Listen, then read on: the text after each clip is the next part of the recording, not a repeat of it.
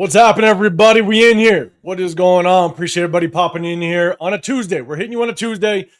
Tomorrow is is New Year's Eve, and so hey, everybody's gonna be doing their thing.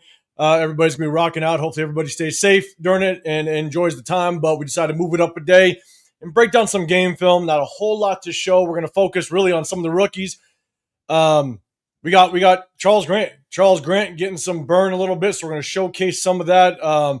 We're going to show a little bit of the defense, but we're definitely going to focus on players that we may want to prioritize kind of going into the offseason. A bunch of players on the last year of their contract, players on the on 1 year contracts. And the question is, who do we want to bring back, given the fact that we have a lot of positions to fill going into this offseason? So we're going to tap into that. Not a whole lot to show, but at the tail end, we're going to do a bunch of just kind of Q&A. Obviously, we slotted that number 1 draft pick, so a lot of people want to talk about that. And we're going to chop it up. We're going to chop it up with you guys on this Tuesday. So we appreciate everybody rocking with us. Do us a favor. Double tap that screen. If you got a bunch of people that you know are Raider fans, if you like the content, share it with them. Share it out to your social media. We definitely appreciate it. But we appreciate everybody rocking with us. We'll get to the chat in just 1 second. But got to say what's up to my guys, especially one guy rocking back with us, man. Chris, what's going on, brother? How you feeling? Man, what's going on, fellas? What's going on, man? Glad to be back with my boys, man. It's, it's been a minute, man, but salute. We got a lot to talk about, man. What's happening? Got a lot to talk about, man. We're going to let Chris have the floor, vent a little bit if he needs to, you know what I'm saying, and just kind of get out of his system a little bit, but we're going to get to that. Severe, you coming up with us as well, man. Appreciate you popping in here. What's going on? How you feeling? Man, feeling good. Number 1 pick almost secured. My boy Charles Orlando Pace Grant is out there looking good. Charles Jonathan Ogden Grant is out there balling. By the fan standards, all you need to see is a few plays, and he's the best you've ever seen. All you need is 4. He had 4 good plays. That's all we've seen out of certain people. The next Art Shell, bro. He got an all-pro left tackle, fellas. All-pro left tackle. Oh my, for the love of God, I love it. Hey, just a little sneak peek about what you're about to see when we showcase a little bit of Charles Grant over to this side of the screen. We love it. We love it, man. But it's always good, man, having the guys back full screen. Everybody's back together, man. Chris, good to see you back. Severe back up in here. If y'all don't know, definitely go over, hit the like button, hit the sub button. You got Chris Protection Podcast. You got The Severe Raider. I'm 805 Raider. My channel is Real Talk Raider Nation. Appreciate y'all. If you don't know, we break down game film after every single game. Typically Wednesdays, but due to the holidays, we're doing Tuesday.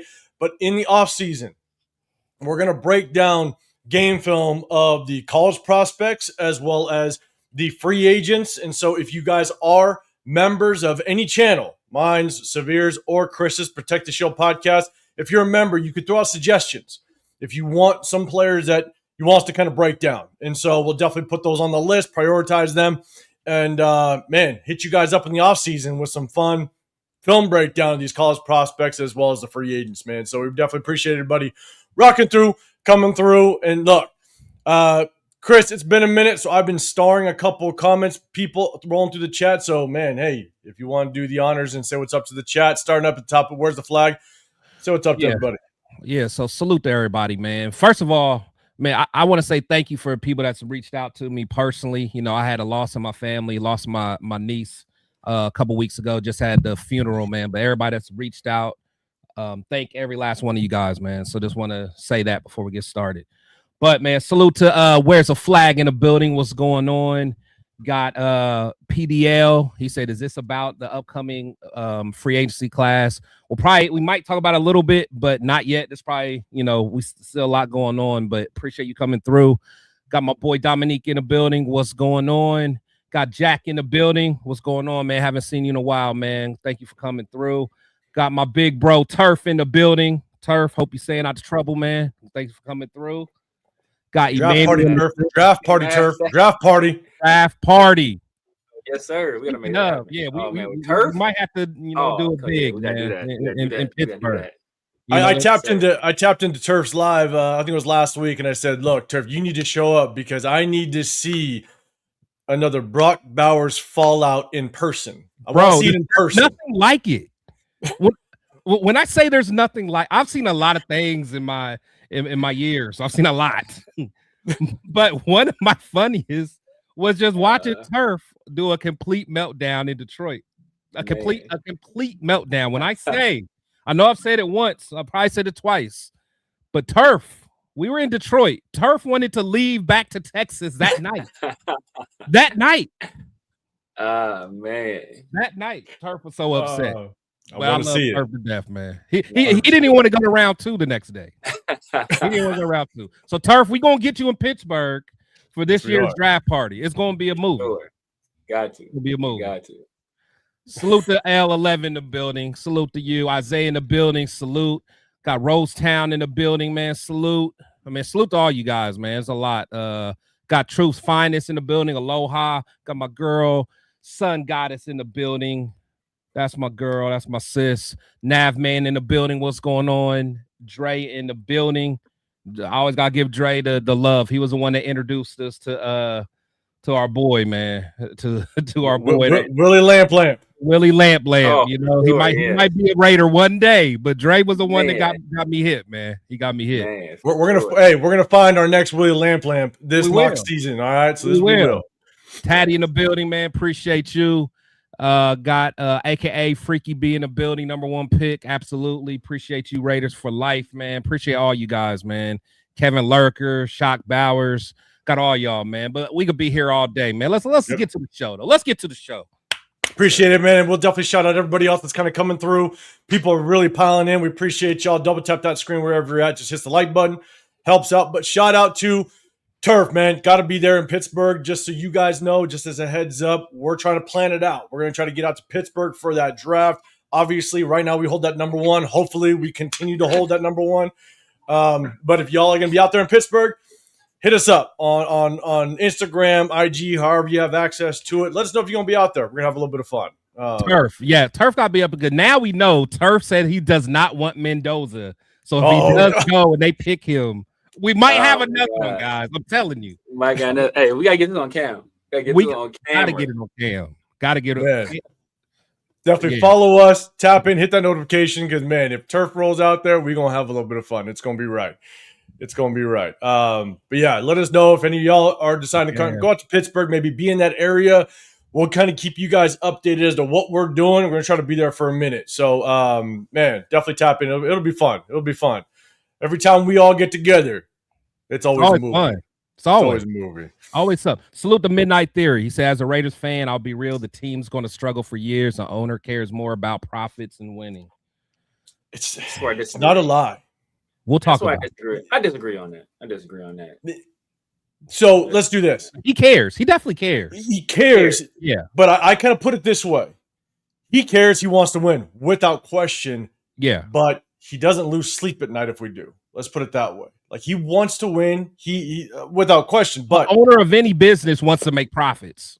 Exactly. Like he lays his head down very comfortably every night, even if we lose. Let's put it that way. Like it goes back to anybody that watches the Simpsons when like the critic was on there and he was talking to Rainier Wolfcastle and he was like, "Man, how do you sleep at night?" And he's like on a big pile of money with many beautiful women. Like it's like exactly. It was like, hey, But look, I think he cares too much. I think that's the problem. He cares too much, and he's too invested, and that sometimes when you're that deep into something, you can't see the forest for the trees. And I think that's where Mark Davis has found himself recently. No, that's a good point. Oh, go ahead. No, Chris, go for it. You got anything? No, I'm saying that's a good point because I think a lot of owners would not tolerate or put themselves in a position to pay all those head coaches at the same time, and GM at the same time. So you know what I'm saying? It's like he wants to get it right. It's just he's striking out, but he's trying and he's putting his money behind it. So a lot of owners just be like, hey, we just got to see this thing out. I'm not putting no more money in this, so it is what it is. And I think that's where it becomes real tough is because Mark isn't, and I know, Severe, we've been talking about the last couple of weeks, and I know you heard me kind of talk about this, but I truly do feel that Mark just really doesn't understand the football side of things enough that he allows too many people to kind of influence his decision. And so when you get other people that he highly respects thinking that their opinion is what it needs to be. He just doesn't understand the nuances of the game and how to build an actual football team. He just kind of goes with if it sounds like a good idea, then he just rolls with it. If it comes from a person that has like major influence, or again like a Tom Brady, kind of is one of, if not the best player to play in the National Football League, right? Obviously one of the best quarterbacks, if not the best quarterback to play. He takes any opinion that Tom Brady has and he just rolls with it because he just doesn't understand the game enough himself to be able to understand, is that the right or wrong direction? And he just rolls with it. And because he just allows the next guy to influence his decision when everything looks bad, we find ourselves in this type of situation. It reminds me that there is a certain president who may or may not be in office right now, who knew nothing about politics or policy or governing or legislating and nothing. So it was said that generally the last person in the room with this particular person would get their way, because that was the last thing he heard. And if they sold it well enough, then that would be the plan. And it almost seems like, Mark Davis is not exactly in that same mode, but much like what you said, 805, if it sounds good, Mark is like, oh, that's a good idea. Let's do that. And then, he finds himself in these predicaments. That's why we got to get Jim Gray. We got to get Jim Gray ass up out of there. Like, Jim Gray, you need a restraining order against Jim Gray. He cannot step anywhere near the facility. Because I think he's a person that is having some influence recently, and we've seen the results. Yeah. No, I'm with you. And I think that's what it's tough with Mark Davis, but we'll see. Hey, look, we get the number one. If Pete Carroll's not here, he gets to kind of wipe the slate clean a little bit with head coach, and we'll see just kind of the direction they got to go. But I'll tell you, they better get it right if they move on from Pete Carroll. So got a few more people coming in before we tap into this. Paul Costa in the building. What's going on, man? Appreciate you rocking out here. Raiders for life in the building. What's going on? Appreciate you. Cool Kev. Say what's up to you. What's going on? AMC in the building. What's going on? Max isn't happy. We could talk about that kind of towards the tail end. We're going to definitely look at this game film. It's not going to take long. We'll have enough time for a little bit of Q&A afterwards. Dave, what's going on in the building as well? Jake in the building. What's going on? Appreciate you rocking with us. Let's see. Oh, we got Laker Nation in the building. Good seeing you, man. I always got to give him his credit, man. He said Geno was ass before the season started. He was like, we need to go Shador. Geno ain't it. Every time I see him, man, I'm going to give him his credit. Every time I see we start next season, I'm going to give him his props on that every time I see him. Yeah. Hey, and man, a lot has not worked out with this goddamn offense, which is wild. What up, Dub? What's going on, man? Hey, Dub, let us know. I know that you told me you're probably not going to come in for any other games. Let me know if you're coming in this weekend, because me and Leo, we might try to find a spot and just on Saturday let people kind of come together, and we all try to link up, have a little bit of a get-together with the Raider Nation for the last home game. So let me know if you're coming in town for this KC game, because Saturday we might do something. So let me know. Let me know if you're rocking. Let's see. Jason, what's going on, brother? I want a kicker. First round, right? First round kicker. Man, that would be classic. That would be classic.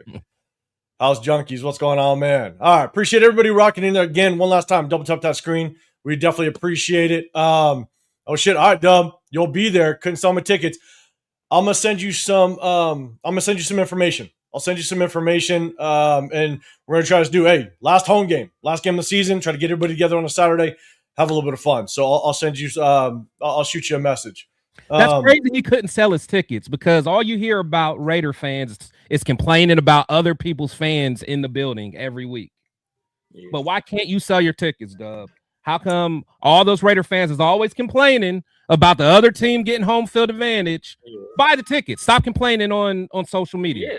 All my Oakland people out there. All the Oakland people that want to go back to the Coliseum because it was so great. Even though we know, I'm not going to go into that bag, but everybody's complaining. Everybody's complaining, man. You guys got a generation of running back. You guys have every opportunity to buy the tickets too. You guys get to see Barry Sanders and Puka Nacua on the field at the same time. Who wouldn't want to see that? Who Who wouldn't want to? Oh, don't forget Javon Curse. Don't forget. Oh, Yeah, don't forget, yes, the freak. Yes, the freak. Oh my God. So real quick, what was crazy? I want to kind of bring this up. Maybe we'll touch on it right now. Obviously, we're talking about it before we get into the game film, but it was wild to see on social media. I think Joe Morley might have put it on his IG, just basically panning the stadium. And I don't know when it was. It could have been before the game, halftime, end of the game. I don't know. But it just looked like it was absolutely empty for that Giants game. And I went live. I walked around the tailgate, and the tailgate looked light as all hell. And so, look, we're not good at all. The Giants aren't good, so no one's flying from New York to come see the game, and KC ain't making the playoffs. And so they're basically in tank mode. They're sitting players on IR. And so I wouldn't be surprised if this week is just completely empty. Raider fans ain't going to show up. KC fans ain't going to travel for this one. And so, and what fills up our stadium is literally opposing teams' fans. And if the opposing teams' fans don't show up, that's why I said, I think it was last year when we played the Chargers. I think it might have been the last game when we played the Chargers last year. We know Chargers fans are few and far between, but because we weren't very good, that stadium was empty because only Raider fans showed up. No Charger fans were around to see it. And so if we suck and the team that we play, the team that we're playing sucks, I'm going to tell you right now, like, it's just going to be an empty stadium. That's why for me, if I'm going to try to go into the stadium, I'm going to try to go into the game. Tickets right now are straight up like Oakland days. I saw a ticket for $53. That's wild. That's Oakland. That's Oakland days. That is Oakland days. That is Oakland days. That's Oakland. Oakland Go days. to the liquor store. I think I bought tickets from a liquor store and like some random yeah, selling Raider tickets. Here goes some Hennessy. We'll slide you some Raider tickets. I bought the beef jerky that used to keep me in a plastic. I bought some beef jerky. Raider ticket came inside. RC Cola and 2 tickets to the Raiders. But $15. $15.99. And that's not too far of an exaggeration, because I'll tell you right now, I remember when I had to budget going to Raider games. I go to at least one game every single year, and for drinks, hotel, ticket, everything, gas to drive up to Oakland, I just needed about $300 in my pocket. That was about it. Oh yeah, you was good. You had money left over when you came back. I stayed at the La Quinta. 100%. I stayed at the La Quinta. Walked to the stadium. He was good. Yeah. So, but yeah, basically $53. My thing is, I'm just going to get into the stadium, and then right where the torch is just a long area where you could just stand and watch the game. I'm just going to chill out by the torch, just hang out.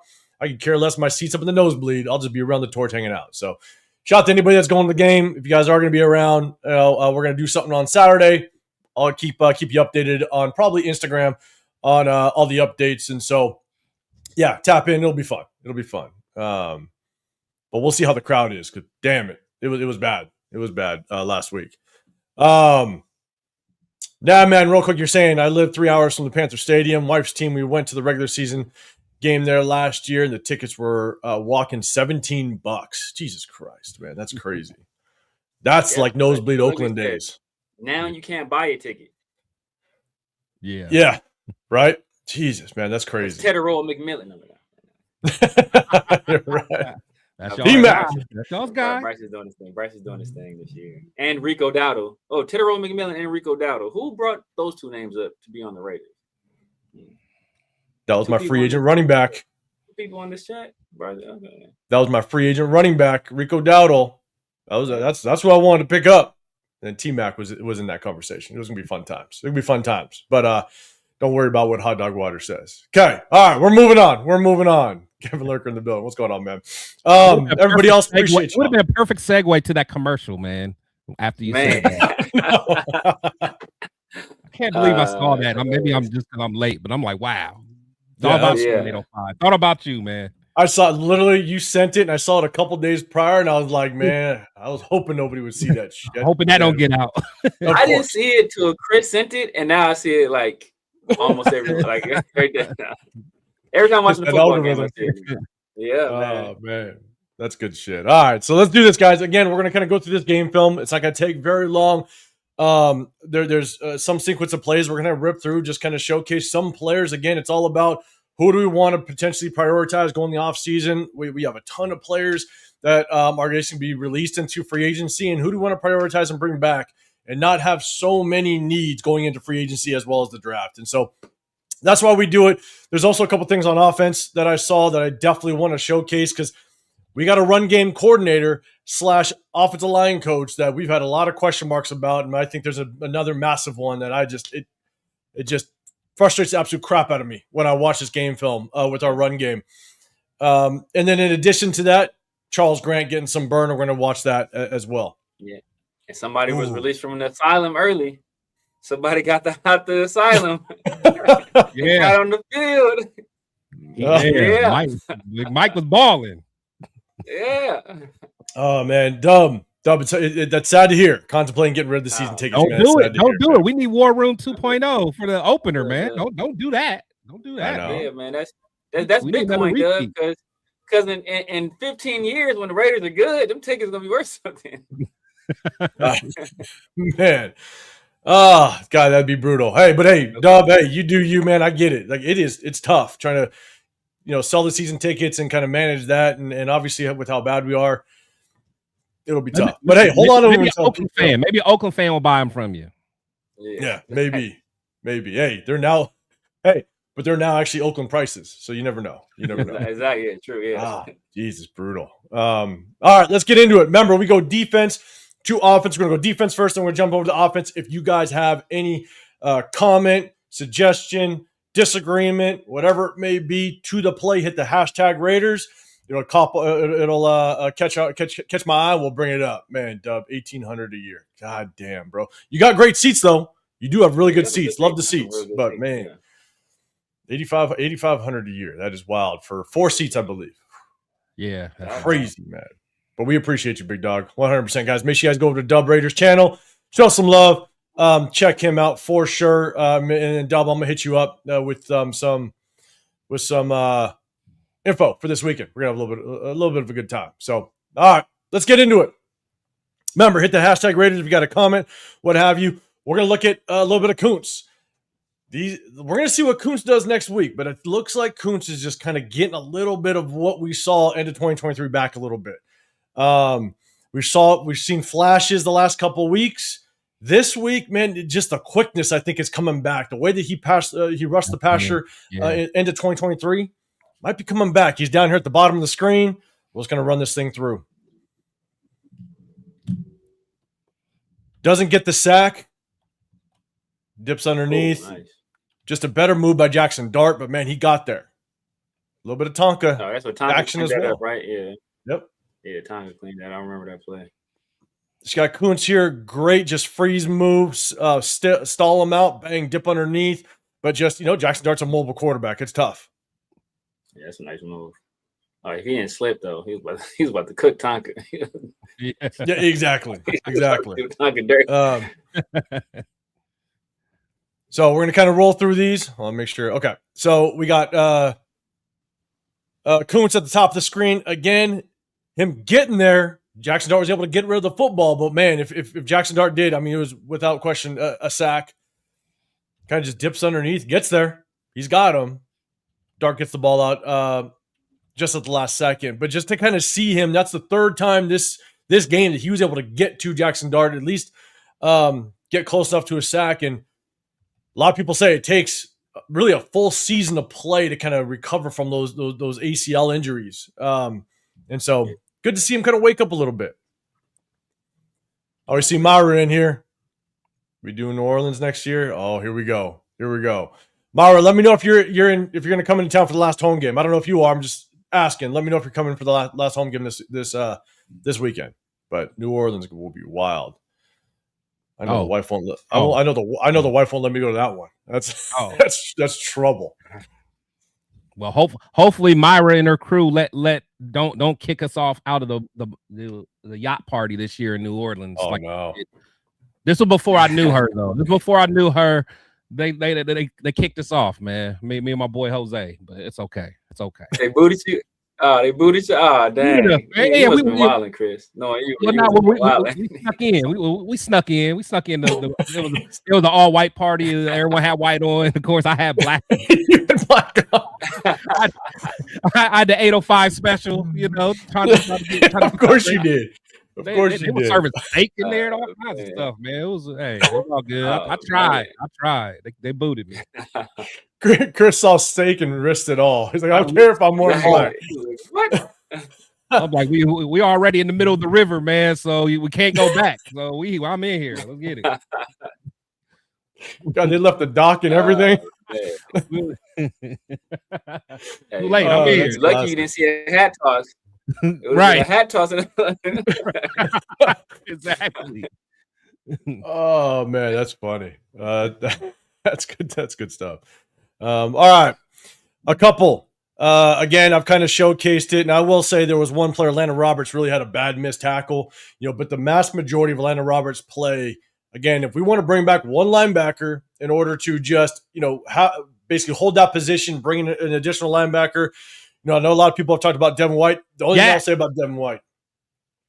about Devin White is he is just such a liability in pass coverage. It is bad. And so Jackson Dart this entire game just went at him in the passing game and it just exposed him. But on the run, Devin White, there's a reason why he has the most tackles, or I think he has the second most tackles in the National Football League, right? He may miss some here and there, but man, he definitely gets there. He's definitely a little bit of ball hawk, but because of his liability and pass coverage, if I were to prioritize one of these two right here at the linebacker position, I'm gonna go with Atlanta Roberts to have a true just tone setter, downhill type of run stopper. But you got Atlanta Roberts, basically him scraping down, making the play. The next play, I got another one from Atlanta Roberts, him just navigating through, getting downhill, making the play. We kind of seen this all season long with Atlanta Roberts right here, bypassing the blocker. Damn, Van Roten did my boy Devin kind of nasty on that play. I saw that one.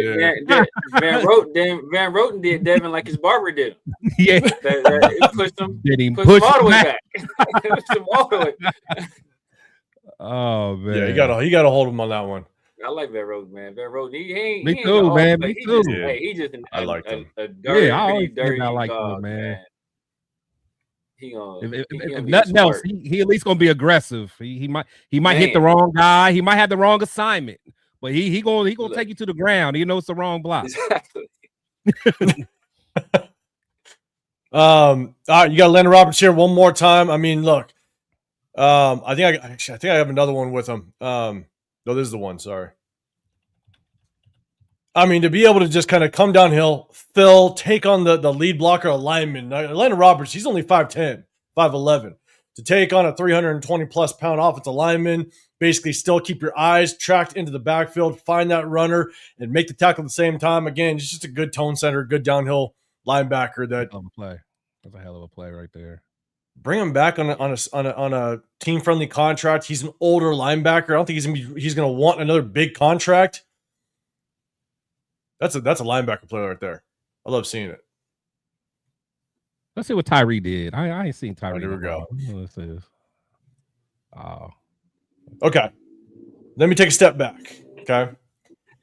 As we run this through, Tyree actually probably had the best game he has had as a Raider this game. I'll be dead honest. He was very undisciplined sometimes. The RPOs got him, or I'm sorry, like the run option got him. But he made some plays. And if we were doing this Wednesday, had a little more time, I would have showcased him a little bit. But I'll give him his credit. He actually had a decent game. He probably had about 4 plays that I could have clipped. Say it again. Yeah. I think he had like 5 tackles. I think 3 solo, 5 o'clock, right? Something like that. So I was like, all right. Yeah. No, it wasn't bad.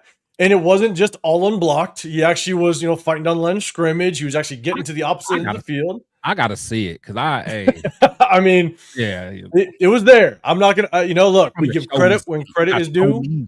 Yeah, but I'm telling you, LS, appreciate you being here. I'm emotionally distancing myself from this team this week. Hey, let's just get that number one. Let's just get that number one, big dog. I appreciate you popping in here with us. Yep. All right, look, we're we're going to talk a little bit about just the struggles with this defense. I'm not going to go too deep into it, but right here, we're just very undisciplined on defense as a whole. It's a pitch down to the field side. They're setting up on the right hash. It's going to pitch down to the left to the field side. Everybody just over pursues. As a defense, you have to understand where your help is. You got to know, are you working outside in? Are you working inside out? And the thing is, everybody decided to work outside in. When that happens, cut back lane, wide open. You just look at the Atlanta Roberts. You got Darren Porter off the edge, even Kuntz. Everybody decides to work outside in. Oh, we're going to go after it one more time. I mean, just everybody just worked outside in. You need inside pursuit. Atlanta Roberts, you got to work inside out. Everybody just over pursues.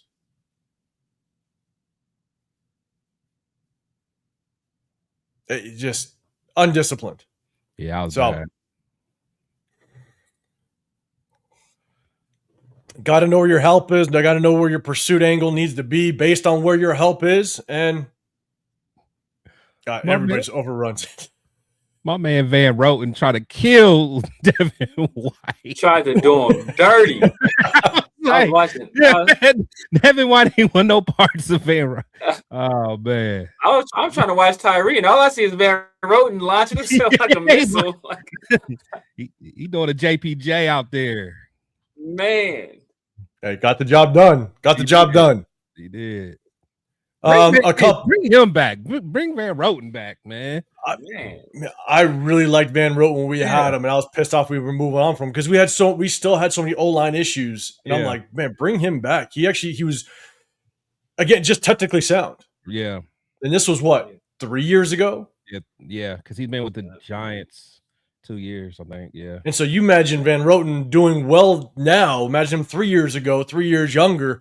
Man, he was good. I was good enough, and at least he was physical. So, like, imagine him and JPJ, like him kind of mentoring him. You know what I'm saying? I mean, keeping JPJ in center, of course, is what we all would want. But Van Roten we playing center. No one. Van Roten, you never played center before? Get in there.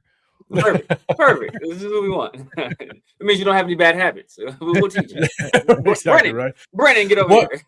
One thing I definitely want to say, because when we went live on Sunday, someone mentioned, did you see Geno tripping over himself, twice last game, trying to get to the handoff?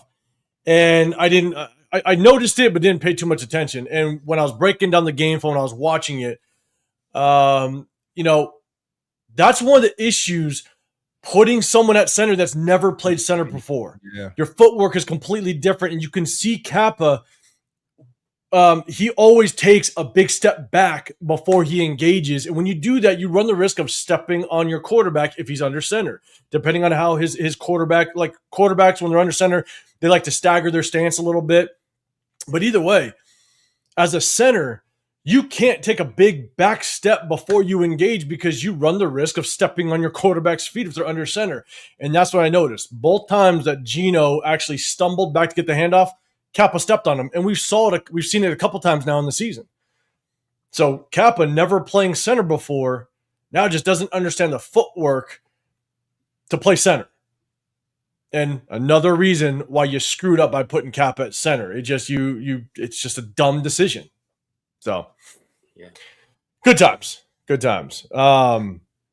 So, just two other examples. We've been showing it all season long why cover 3 in certain situations just does not work. It's stupid. It's stupid to run it as a base defense so that you basically have a quad set over here because you have a tight end offset to the trip side. It's a 3x1. The single receiver on the backside is tight, and so they're basically just going to flood this near side zone. And it's wide open, especially when you run it on early downs, first down, second down, where everybody has to stay true to their zone. You can see the corners drop. Everybody's going to get to their zone. You got a single high safety at the top. You don't see them, but basically they're going to flood everything. They bring everybody over. They're going to flood. You hold this flat defender down the line of scrimmage. You run off the deep corner. He's got to get the deep third from the numbers of the sideline, and you just flood somebody right on top of this flat defender. You hold, him here, and it's all day. I'll run through one more time so we can see it in real time. Again, just a quad look. You flood it to the near sideline. Yeah, it's an easy read. Easy, yeah. All day long. Again, you want to run it on first and 10. It's just an easy read for a quarterback. One more time. Another example. This is first and 10. It's cover 3 versus a flood concept. We'll just run it all the way through. To the other side of the field, wide open. He was whipping our ass all game long. It's. Oh man, I mean, he was. Darren Porter will bail. You'll have a flat defender, which is basically Devin White. He's got to reach over. You clear out the corner. You're gonna have, I think it's Wando Robinson over here that just enters that mid tier. Yeah. You hold. I mean, Devin White. He's got to know this is kind of a little more on Devin White. Devin White. There's no one in the flat, so he's just got to get depth. He's got to get depth. Don't worry about this. This is basically pass the responsibility down to Jamal Adams. But no one's here, man. Get depth. See the crosser coming. Get depth. But because you're basically sitting in a cover 3, he's wide open. Yeah. On first and 10, I can't stand it as a base defense. We'll run all the way one more time all the way through, and then I'll go to the next play. He out there flexing on people too. It's like, my God. I can't. It's tough. It's tough to watch. Can't even tackle it, man. Another reason why Pete Carroll's got to be gone. And this is how simple offense can be. And I just want to showcase this for just an example. But Jason, I see you. Is this a phone-in show? No, it's not, man. It's not, but man, give me your feedback. Give me your feedback. But also, I think you guys go live on Tuesdays as well, man. I'll tap in if you do have feedback on something, man. Let me know. Talk about it for sure, man. Phil Chris in the bill. What's going on, man? I'm going to hit you up. I think we're going to do something this Saturday for the last home game, man. I'm going to hit you up. Appreciate you popping in here. John in the building as well. Appreciate you rocking with us. Remember, guys, do us a favor. Hit that hashtag Raiders. If you have a comment, something to this play, a question, some feedback, man, let me know. So you can't see down here a little bit, but this is a simple 2x2 close set. You got 2 receivers down here, 2 receivers at the top of the screen. 82 is going to motion inside a little bit, but Jackson Dart automatically knows that this is zone. Yeah. But football is really a numbers game. All right, so I'm going to kind of play it. I'm going to pause it. Football really is a numbers game. Okay, you have instantly a setup where you can just run basically ISO dive right down here, but they're outnumbered. They're outnumbered at the point of attack. You got 1, 2, 3 versus 1, 2, 3, 4, 5. Right, you're outnumbered here, but it's a very easy read for Jackson Dart. He's already going to look at it. He sees Jamal Adams is splitting the difference between the number 2 receiver, the slot receiver, and the tackle. So he's splitting the difference. You got the corner playing off a little bit. This is a very simple flash play action. So Jackson Dart's going to flash the play action, which is going to freeze Jamal Adams just for that split second. Get this bubble screen out here. You got a one-on-one block. And now, as long as you can win this block, you're going to get positive yards. But you're outnumbered down here. A flash play action, freeze Jamal Adams, hit this bubble. It's just a numbers game.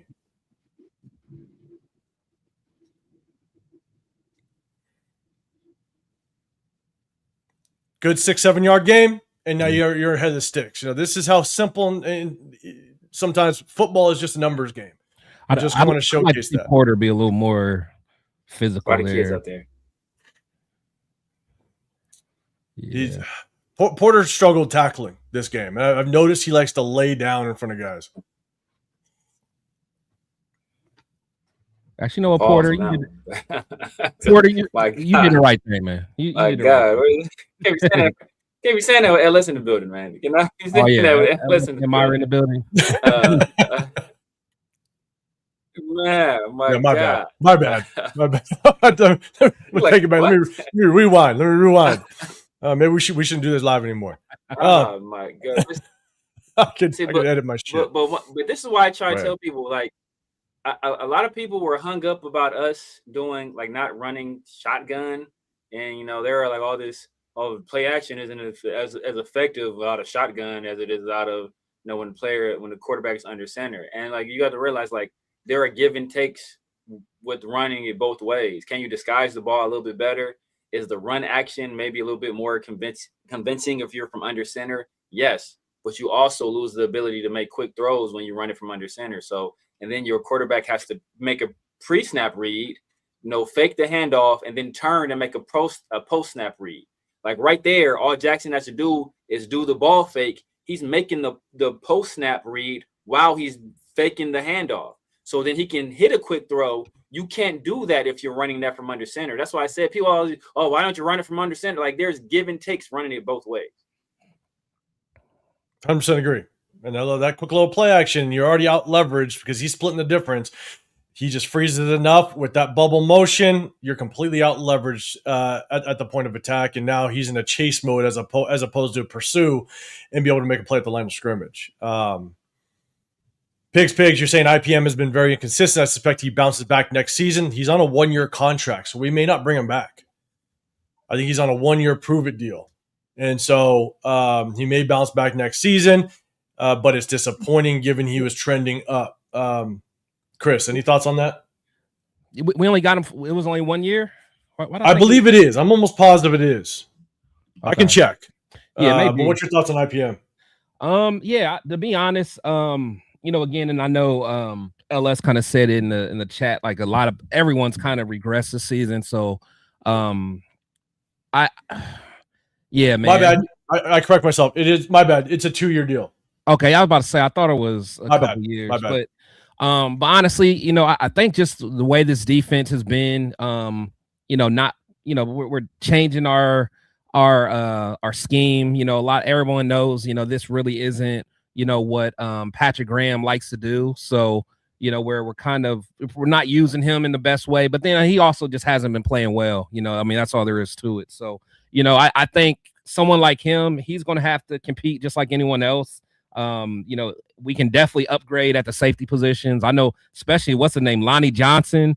He can go sit back on the couch. That dude, man, that dude is buns, cinnamon buns, man. He is a turkey burger. That dude is no good, man. It's a turkey burger. He said turkey burger. That's what turkey burger just as bad as a veggie patty. Oh my goodness. Severe, any thoughts on Isaiah? Yeah, man, he's been a liability. But like you said, our safety play has been very questionable. Yeah, all of them all year. Him and Jeremy Chan, they're both on a 2-year deal. So there's a very good possibility we see both of them back next year. If we're gonna do that though, we should really invest in a true post safety. Because I don't think Isaiah, of all the people we have, IPM is probably the best to do it. Because of his athleticism, because of his range. But like that's not what he's cut out for. So we need to get a real one if we're gonna keep Isaiah Palomar around. Yeah, and the thing that I hate is if we can bring in a different defensive scheme, then maybe it could help Isaiah Palomar become more consistent. We've just showcased it 2 times where we're just running cover 3 as a base defense, which just exposes everybody in certain situations.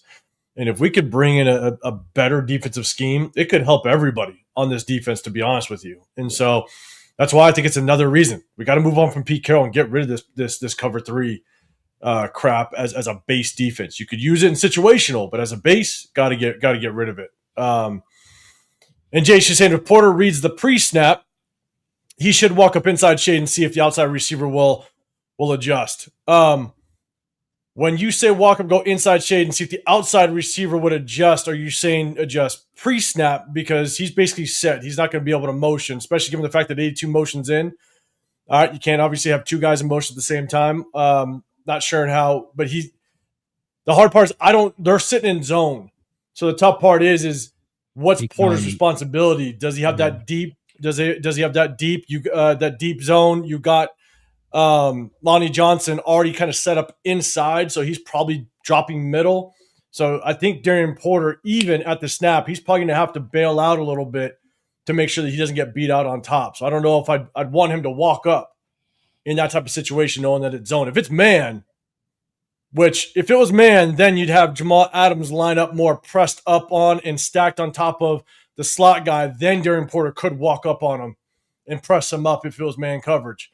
I just don't know what his responsibility is in zone. Again, I think he's got the deep to his sideline, and if so, I think he's got to stay back, and hope that Jamal Adams does his job and gets there quickly. So, that's just my opinion. But Jason, I appreciate the feedback. Jack Ken in the building. What's going on, brother? Appreciate you rocking with us. Let's see. Okay, let's go next one. These next couple, all right, you're going to see a little bit of JJ Pegues. All right, see just kind of how he does. But again, another guy that we've been saying that I think needs to have an opportunity to come back and be a competition piece, rotational piece, because you see him flash every single game on the defensive line is Jonah Laulu. And so these next kind of sequence of plays after this, we're going to jump over the offense. We got Laulu right here. Nice little spin off the double team. He gets double team, spins off, and still was able to make the play. Is that Javon in there making a play too? All right. Was that baby Curse? Oh, well, he's unblocked. He's unblocked though. He's unblocked. Never mind. That was the unblocked one. That was the unblocked one. He still kind of shuffled. That was one of the 4 plays that 805 was talking about. But he got there. Hey, he got downhill. He got there. All right, guys. Good stuff. Stop talking trash about the future Hall of Famer. But again, John Laulu good doubled. He gets double teamed, maintains his gap integrity, but then he keeps his eyes on the backfield, sees that the running back commits outside, spins outside to still basically maintain the gap and makes the play. That was nice. Is that Greedy Vance? That 32 Greedy Vance? Greedy Vance 41.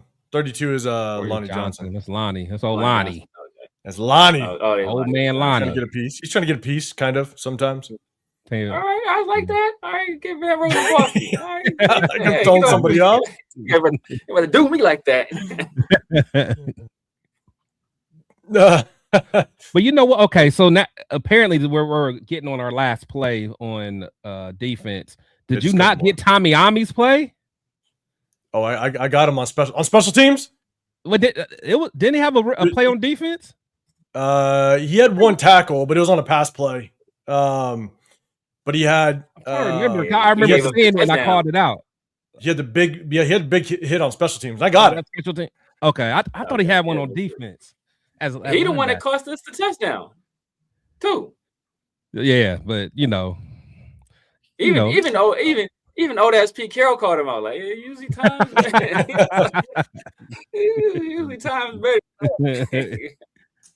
MG's hit the hashtag races. What about Porter? Look, I think he's just gonna be a developmental kid. We got to see just how he does in the offseason. Shout out to Chris. A lot of people were off on Jacorian Bennett that first year, and Chris had the confidence, and Jacorian Bennett, before the injury, started to shine. So I think with corners, sometimes they just need an offseason to develop, and we'll see how he works out next season. But he's shown flashes that he can be a decent corner. He's shown flashes. Yeah, I'm not giving up on him. Chris, go for it. Yeah, I'm just saying I'm not giving up on Porter. I mean, I think he, again, when we drafted him, we knew he was going to be a project. So we got to make sure we hit a home run on the defensive coordinator and our position coaches. Someone that can really help develop him. But I think he has a shot. I'm not going to say that he's for sure going to be, but he has a shot. Yeah. Severe. Any thoughts on just Porter in his development? Yeah, I mean, I think that's the perfect post right there. He's raw, but you see some of the flashes. You see the wingspan, the height, the speed come into play. He's able to, I think he made a nice play. I think it was this game. He made a nice play in the back of the end zone. Yeah, he pass did. Away. So he did. You see the flashes there. He's a guy that hasn't had a lot of time on task in terms of playing corner, which it would have been nice to see him a little bit earlier in the year so he can develop a little bit more. especially we at when Caillou though. We at the Caillou. season- Relax. Relax. We at Caillou. Obviously. Calm down. We'll pump the brakes. Pump Severe. I was break. gonna play We over at Caillou, Caillou. right? No, my bad. My bad. But the thing that's rough is that, I don't know if Porter is a man corner. So if we go to somebody that, likes to play more man, like that's gonna be could this be Nnamdi Asamoah in Philly? Like not that he's Nnamdi now, but but the reverse, where Nnamdi was an all-man corner, you put him in the zone, or D'Angelo Hall. D'Angelo, that's a better one. D'Angelo Hall with us, where he was out there, my guy, it was Eddie Royal out there impregnated. Had a career day. Had a career day. Impregnated. Like, my God, what are you doing to this man on live television? So, it could be a situation like that. And you do something like that to a young guy that's, still kind of, in his formative years in that position, that could wreck his confidence. And so, you can't, make your coaching decision based on a mid-round cornerback that's already like 25 years old. Like, you just got to pick the best coach. And this is why we don't have any depth on this team, because we keep doing stuff like this, switching schemes, and guys that fit in previous schemes don't fit in new schemes. And then we've wasted entire draft classes because of that. I'm with you. That's why I've said it quite a bit this season where it's tough. Like, as much as I do have my issues with Patrick Graham, and I think Patrick Graham definitely has some flaws to him, he's gone through so many regimes and different head coaches that want to put their own stamp, and you see what's happening this year. It's severe to your point, right? Like, you can't develop depth in your own defensive scheme when it continuously changes year over year over year over year. And it's like, again, I got my issues with Patrick Graham, but at the same time, he's been dealt a shitty hand as well, I think. So there's a good chance. There's a really good possibility he's gone no matter what happens at the end of the season. So, for a lot of reasons. Patrick Graham? Yeah. Oh yeah, he's out. He probably don't want to stay. All the craziness he didn't seen. But going back to Porter though, one thing I will say, like, he is raw. He is, a project, but at least I feel better about him than what I did about DeCamerion. You know what I'm saying? Like, after that first year, DeCamerion, I was cool. Like, I knew, like, Quentin Johnson did it for you. Yeah, exactly. Is that the Quentin Johnson? Yeah. At least with Porter, I can still see, him with the right coaching. He could be okay. But again, he's raw. He's not going to be a CB1 anytime soon. But if we can, get him in the year 3 or so up and going, then I think we'll be all right. Yeah, and Cole, Kev, you're saying Graham elected to come back. He did, but I don't know if he heard the rumors of them wanting Robert Saleh instead and willing to pay him the most money of a coordinator in NFL history. So I don't know if he knew of those rumors or that objective in the offseason. So I think it is time for him to potentially move on for sure. You got your guy, right? It's Chris. Is this your cousin? No. That's okay. But shout out to Youngstown though. I always gotta. Okay, I thought the Youngstown though. All right, cool. I remember. Whenever we see him, I see Youngstown. I thought it was the. My boys will come in every now and then, repping the yo. Shout out to you, man. Appreciate you popping in here. Shout out to Refugee Road, to Crystal. That's Columbus, not Youngstown.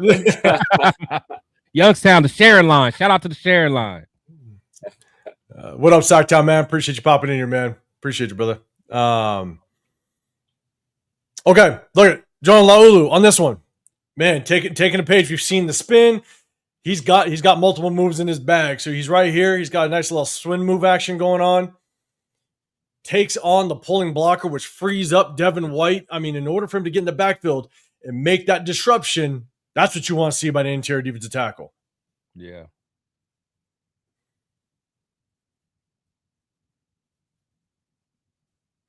Doesn't necessarily make the play, but at the end of the day, he's able to actually make enough disruption to free up linebackers, get in that backfield, take on that lead blocker. You take up 2 offensive linemen.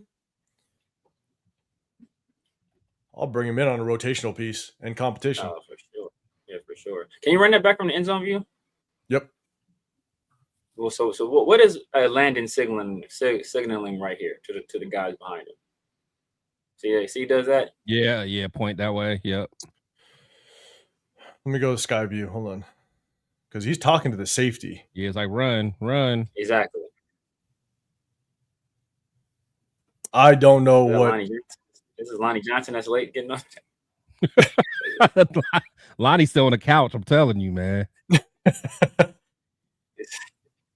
My only guess is that he's signaling to the safety. I don't know what the signal is, to be honest, based on what I'm seeing here. Chad, let us know if you have an idea. I mean, typically you might see, because obviously with the Landon, he's obviously going to be keyed on the running back. So maybe he's signaling if running back goes that way, or he's thinking, pitch or run that way, and he's just trying to signal it. Possibly.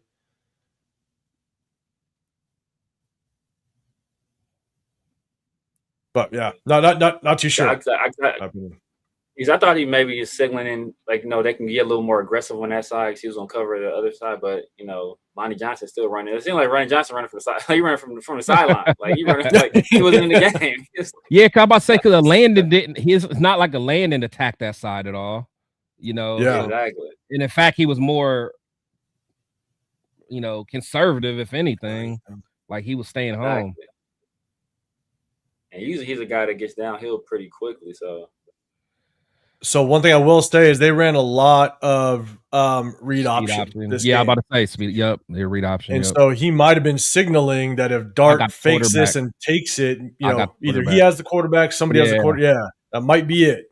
Because honestly, if you watch him, like he kind of, you could tell he's kind of watching Dart. Yeah, that's what it looks like. Yeah. Yeah, because they ran a lot of read option with Jackson Dart, and he took off a couple times. Oh, he did. For 2 touchdowns. Yeah, it's wild. All right, two more for Laulu. All right, you got Jonah right here. Again, I think JJ Pegues kind of gets involved as well, but obviously down near the goal line, you want to see just kind of the mentality of players. You got Laulu down here. I got the end zone view as well.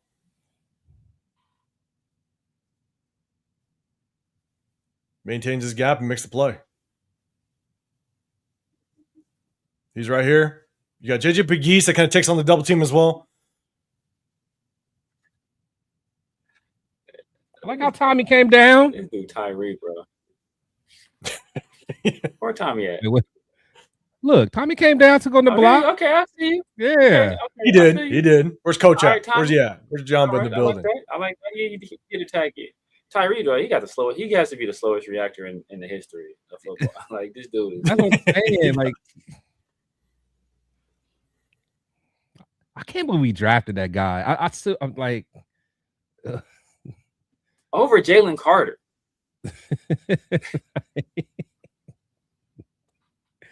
We did. Yeah. We sure did. And what's his name? Christian Gonzalez. Yeah, Gonzalez. Gardner White. Yeah, that's the guy I wanted.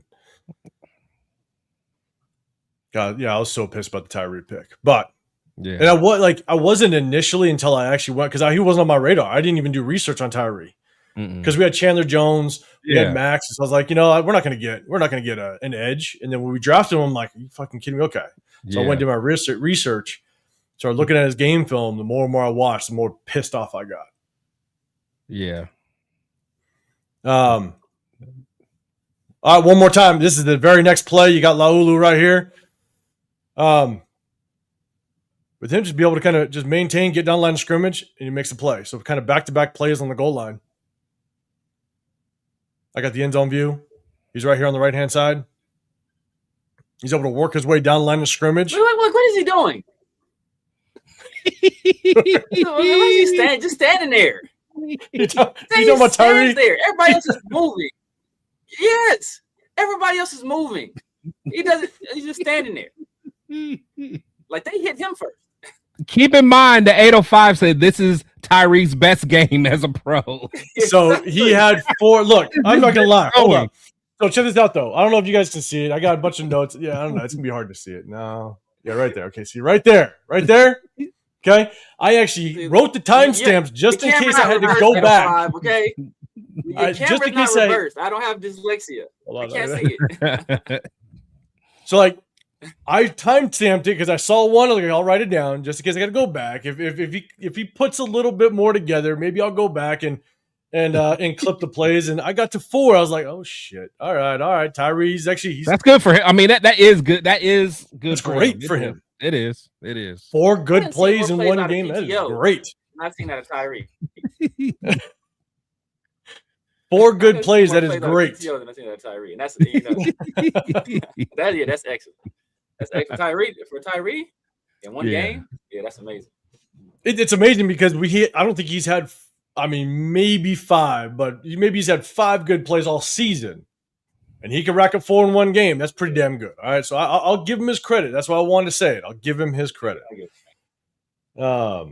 him that.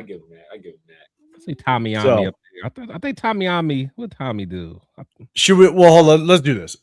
We're gonna jump over the offensive side. But before we do, okay. I didn't see Coach in here yet. Our coach ain't in here. Maybe we'll go back to it. But here's Tommy Eichenberg's big hit. You had it. Okay. I had it. I clipped it up. I was waiting for him. Okay. Now I do have the other one. There's Coach done checked out so long ago. Coach was out after game 3. Oh no, he went before the season. Remember? Yeah, I was about to say. He said, "Don't even watch this season." Coach was checked out. I see y'all in 2027. All right, Tommy's basically on the right in the right guard position. He gets down here. It's a good hit, man. Okay, Tommy. Tommy's right here. He's right here. Everybody can see him. Tommy might be fast. Oh, there we go. There he is. I don't think it's a mic. All right, here we go. I don't think it's a mic. All right, Coach. Here you go, big dog. Look. Here we go. Here he comes. Let's go. Let's see your guy. Let's go, Tommy. Let's go. Missed him. No, he's right there. Oh, I'm going back. I got you, Coach. Don't worry. Okay, I got you, Coach. I'm like, Tommy moving. I see him. Oh yeah, there you go. I see him. Boom. Yeah. There you go, Tommy. All right, Tommy. I'll go one more time for him. What was the score at that point? Yeah, hold up. All right. So Tommy, if everybody can see it, he's down here at the bottom, right here. Yeah, I see him. All right, here we go. He comes flying. He's been doing good on special teams. Ooh, I like that. Look at that. I like that, Tommy. Yeah, I like that. All right, Tommy. I see. There he is, right here. Okay. 4 special teams. That moving like that? So that was who's 5'9"? 4 special teams player. Yeah, that wasn't Tommy. 4 special teams player. We will give it for him. Yeah. Who's 59? I mean, he was moving though. 59. Who's that? Is that Runyon? No, that's 59 is Lindenberg, our 7th rounder. He's 55. Isn't Lindenberg 55? Nah, he's he's Tommy Eichenberg's old number. Yeah. God, who? 59. I don't know. 59 used to be he's got to be like a practice squad guy. What's his name? No, Carter Runyon's 46. I'm about to say he's moving though. He was 59. 59. Chat, Who the hell is 59? Somebody in the chat. Chat. Who's 59? Radigan. Isaiah. Radigan. That's the dude we picked up. That's the Radigan. Yeah, that's the guy we picked up recently, right? Oh, okay. Yeah. Where? Well, Chris, don't you be pumping up Coach Jamba over there. Don't you be pumping him up. Linebacker. In the whole league? The whole league. Oh, man, where's the flag? You already doing mock drafts? Well, we'll be doing ours. Don't you worry. So, hey, shout out to Tommy. He's doing good on special teams. All right, doing good on special teams. We did showcase a little bit of him doing some decent things on the defensive side. On defense, definitely have some of him very, very shaky on defense too. So don't get too excited, Coach. But got to give credit. Tommy is definitely showing out on special teams. I hold them like the Epstein files. He hold them. He hold them bad Tommy plays. I'm just redacting as much as I can. He was going to drop a whole hour video of Tommy Eichenberg getting cooked. Coach is yelling right now. I'm surprised it's not in all caps. Surprised it's not in all caps. Yeah, Tommy gave us that touchdown though, Coach, to Deontay Banks. He was at fault for that one.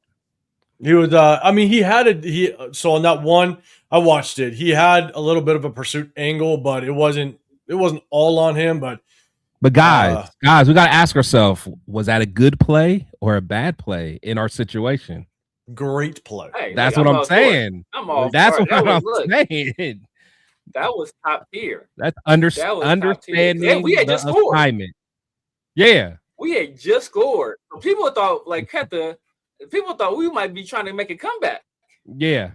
Tommy said, I got this. Hold my Starbucks coffee.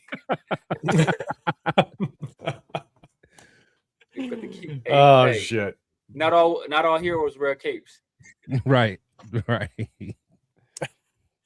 All right, so let's do this. We're gonna jump over to the offensive side. Appreciate everybody rocking in here. Double tap that screen. We definitely appreciate. Hit that like button. Make sure you get over if you're there, or if not, get over there afterwards. Chris Textual Podcast to my left, depending on where you're viewing. You got the Severe Raider over the other side. I'm 805 Raider, Real Talk Raider Nation. Man, I appreciate everybody. We break down game film every Wednesday. In the off season, we are going to break down film of free agents as well as draft prospects. We're gonna have a little bit of fun. So, everybody that's on X and Twitter, come over to YouTube. Check us out on YouTube, man. It helps our algorithm a little bit more, man. We appreciate you viewing us there on Twitter and X and all that. But if you could, at least come over to YouTube for a second, hit the like button, and you can go back to X if you want. But it really helps us more than you know. And just heads up, I've seen some questions about drafts and who do we like and stuff. Wait till the end, and we're gonna take some questions and we're gonna chop it up with y'all. We're just gonna try to get through this game film real quick, so just hang out for that. And Jason, you're saying I've never seen a Raider crowd cheer for a pick six for the other team like I did. Bro, we went wild. I think it was Hondo Carpenter that posted something afterwards, and he said that he's never heard literally a Raider fan base cheer so loud for the team running back a pick six. Like it was just, and even like the kickoff return, he was just like, this is how bad this organization has become. Yeah, and there's no lie. Devalius, you're gonna make us watch Gina. Hey, just a couple, just couple of the interceptions, but that's about it. I don't even think I have all of them, but we'll see. Let's see. Okay, all right, cool. Appreciate it, man. Hit that hashtag Raiders. If you guys have a comment, anything like that, let us know. Okay, we all know our run game is horrible. Our offensive line has not produced at all, but I'm just going to showcase it. We only got 2 more weeks to just kind of laugh and make fun of it. But DJ Glaze, I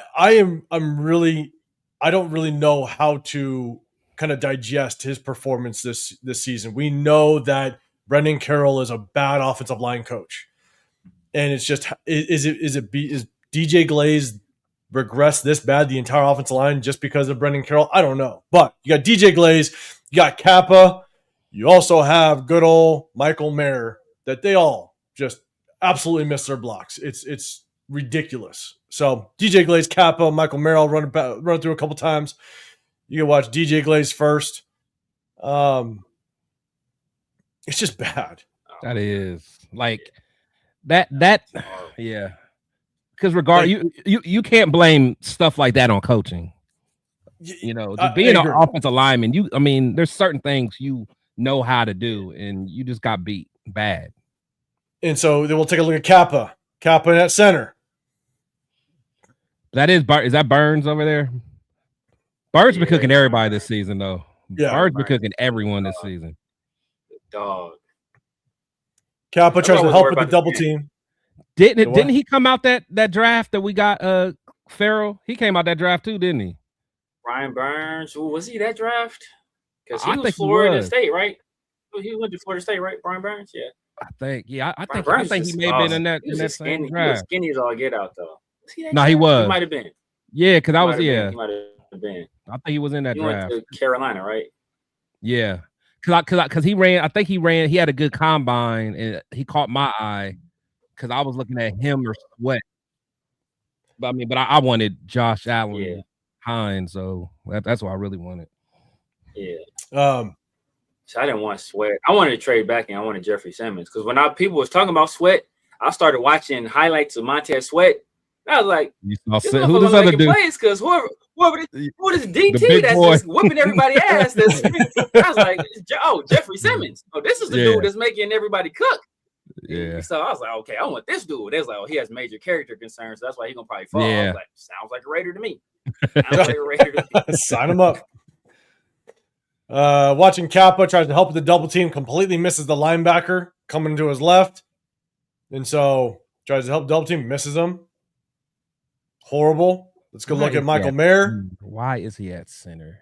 Michael Mayer motions down, tries to do the basically the split zone. So he's going to basically slice across. That's just what I called it when I called offense. He slices across to kick out this backside end. Let's see how he does. Pretty horrible. Dexter Lawrence, first of all, Dexter Lawrence, the best interior defensive lineman in the league. They double teaming this dude. He beats both of them and still gets in the backfield. Yeah. It's bad. So you watch DJ Glaze. We'll run through one more time. DJ Glaze. End zone view. Yeah. I mean, just the meeting in the backfield. Yeah. Kappa. Double team. Misses 58. Just everybody. Like this entire offensive line is just. Is Mafia in there? Mafia's in there. Mafia was bad this game too. Yeah, he was. He's in there. Mafia was horrible. Oh my God, he was bad. Yeah. And then the cut across the slice action, the split zone action by Mayer, completely missed. Yeah. It's just look like Mayer didn't want no smoke, to be honest with you. Nothing. Look like Mayer was like, I don't want to go back to Arkham. I'm having a good game. I'm having a good game. I'm pass catching today, y'all. Yeah. So this is Geno's interception. All right. So yes, we're going to show a little bit of Geno here. Look, I think what's tough is Geno. You motion outside, everybody slides down, so you know it's zone. How he doesn't see this linebacker, knowing that it's zone coverage, the linebacker is going to sit in this hook zone. And Geno's hoping that Trey Tucker might make him flip his hips. Maybe he continues to tray up the seam and Michael Mayer can come underneath it. I don't know. But Geno just doesn't see the linebacker sitting, and he obviously throws the interception. We know the outlook. But it's just... Yeah. Because he was almost kind of flat-footed. Like, you knew he wasn't going to leave. No. So it's just a horrible read by Geno. I don't have no clue why he would throw that ball knowing that you motioned everything out. I'll go back one more time. You motion this out to understand, are they in zone? Are they in man? You already can tell that they're in zone right now the way the defense is aligned. But when when Mayer motions out, everybody just slides. Yeah. Okay, yeah. Cool. You're in zone. Fine. Zone. But boom. Yeah, like he just passed him off. He passed him off and look right at Geno. Yeah, was he expecting Mayer to cross his face a little bit better than that? No, it's Mayer did fine. There's not a whole lot Mayer can do. The only thing Mayer could have done, but Geno threw it and led Mayer. Like the only thing that Mayer could do is if he sees this linebacker sitting and he's not going to trail Trey Tucker, then shut your route off. Yeah, sit down. It down. Yeah. But because Geno's throwing to a spot. It looks like so it looks like he just wasn't expecting that. Yeah, he just didn't. Yeah, it's a bad read. He thought that guy was going to carry Trey, and he didn't. And he probably has that scoop. Go ahead. Now, but at the end of the day, I blame Genty for this. I don't even know why. I just do. God damn it! We're only two plays into offense. It's already started. All right, we're also going to look at our rookie, Caleb Rogers. We got Charles Grant footage we're going to take a look at, so we're definitely going to rock out and watch him. But you got Caleb Rogers, man. Unfortunately, Caleb Rogers about 80% of the game. He had a rough time. And so, but he's going against Dexter Lawrence sometimes. I don't know who the other D tackle was, 91. But he just get bull rushed on this one. This is tough. You got Caleb Rogers, right guard. He kind of just gets bull rushed. he's got to be able to anchor. Oh yeah, that was better than that. yeah. Yeah, Sexy Dexy. I think it's 91. Okay, but say Sexy. They call him Sexy Dexy. I think. In New York. Oh yeah. It could have been. I think it was 91, but I got the end zone view. Yeah, 91. Oh, it was 90. It's 91. I mean, it's bad. Dexter Lawrence was in the draft. He got done like that a few times though. It's been a few times. Yeah, he got like, God damn. I mean, we've seen it a few times, and it's tough. This is something. And look, we need to really, again, is it O-line coach? Is he just not developing well? I have no clue. Do we want to run the risk and, not address the guard position? Oh my God. Oh, because you got JPJ on one side. No, that JPJ better go back to center. I'm just saying, it's trying to figure out how do we address this offensive line going into the offseason. Just seeing this action. I mean, look, he can improve. Hopefully he just works on his technique in the offseason. But I think the one thing they take into consideration is the fact that he was a trade back, and he was one of the picks. Him and Charles Grant were the last picks of the third round. So essentially they were a fourth round, beginning of the fourth round pick, because you traded back. And so I'm sitting there going, God, do you sit him for one more year? You get a starter in there and you have him as a backup, and hopefully he can be a viable starter, not next season, but the season after. It's just so hard to determine where the problem really is. They got to prove it.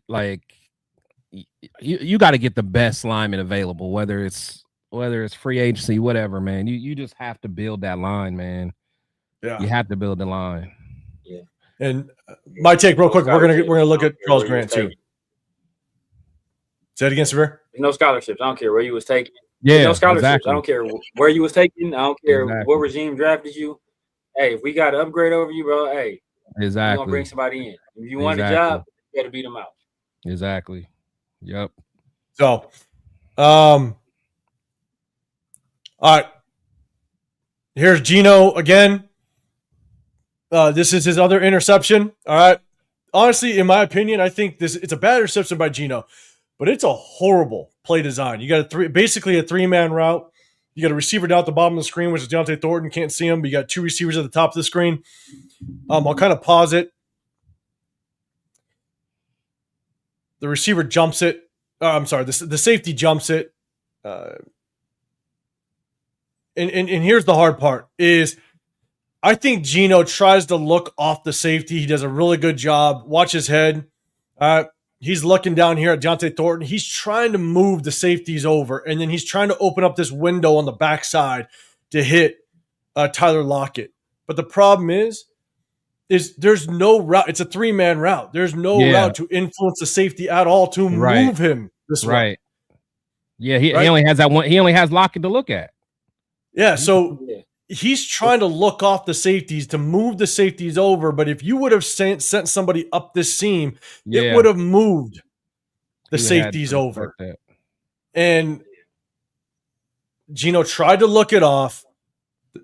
Safety had no one to honor in his zone. And the thing is that you're throwing backside. You're trying to hit him in this pocket where he's basically triple teamed. It's a horrible play design. And Geno, because he's looking the receiver off, trying to move the safeties, he's hoping that Lockett is going to find that opening, which he kind of did. But the safety's already coming. Yeah. But go back to the actual formation. So they got all right. So you got receiver down at the bottom. Yeah. Okay. You got Michael Mayer. Closed a closed 3-by-1, so he's at the tight end. Did he even go out? Did he stayed in the block, didn't he? Yeah. Stayed in the block. Zamir stayed in the block too. Yeah, I don't even think Zamir hit anybody, honestly. Yeah, that whole play. I mean, what the hell was Zamir doing? Look, I got the end zone view. We'll look. But yeah, again, By riding some horses. Right. he got to be right Like, here. it's somebody.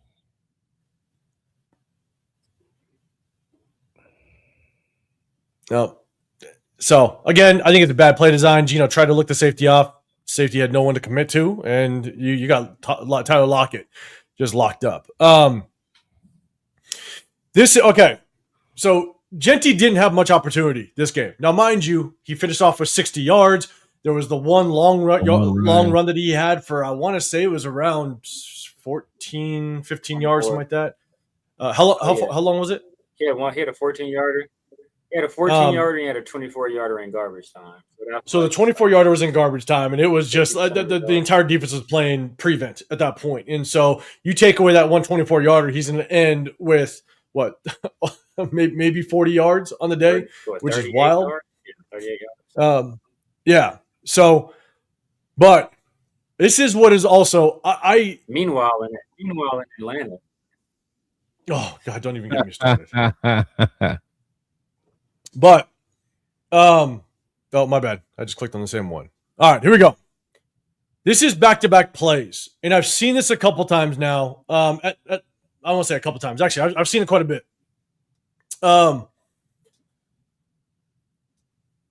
They're trying to run either a split zone or inside zone, but the mesh point between Gino and Genty, it feels like they're actually trying to, like, the run action between quarterback and running back is more outside zone based. And Genty isn't able to kind of get, I don't know if Severe, I think we were breaking down game film a couple weeks ago. And at the mesh point, it's like Genty his shoulders are pointing way too out wide, whereas where his read point's supposed to be is the first D lineman past the play side guard. If the D lineman goes out, he goes in, but his shoulders need to be in position to be able to make the right cut. 2 times this game, if he would have been able to have his body in better position at the mesh point to have that cutback lane, we might have actually seen more positive yards. And so it's going to be a handoff here. I'm going to run it all the way through, and you see it more in the end zone view, but we'll run it all the way through. So it's handoff down here to the near side, to the field side. I'll run this back one more time. Antonio Mafi just gets his ass handed to him. Antonio Mafi is the left guard. Yeah, he just discards him like leftover chilling. Get off of me. Stupid.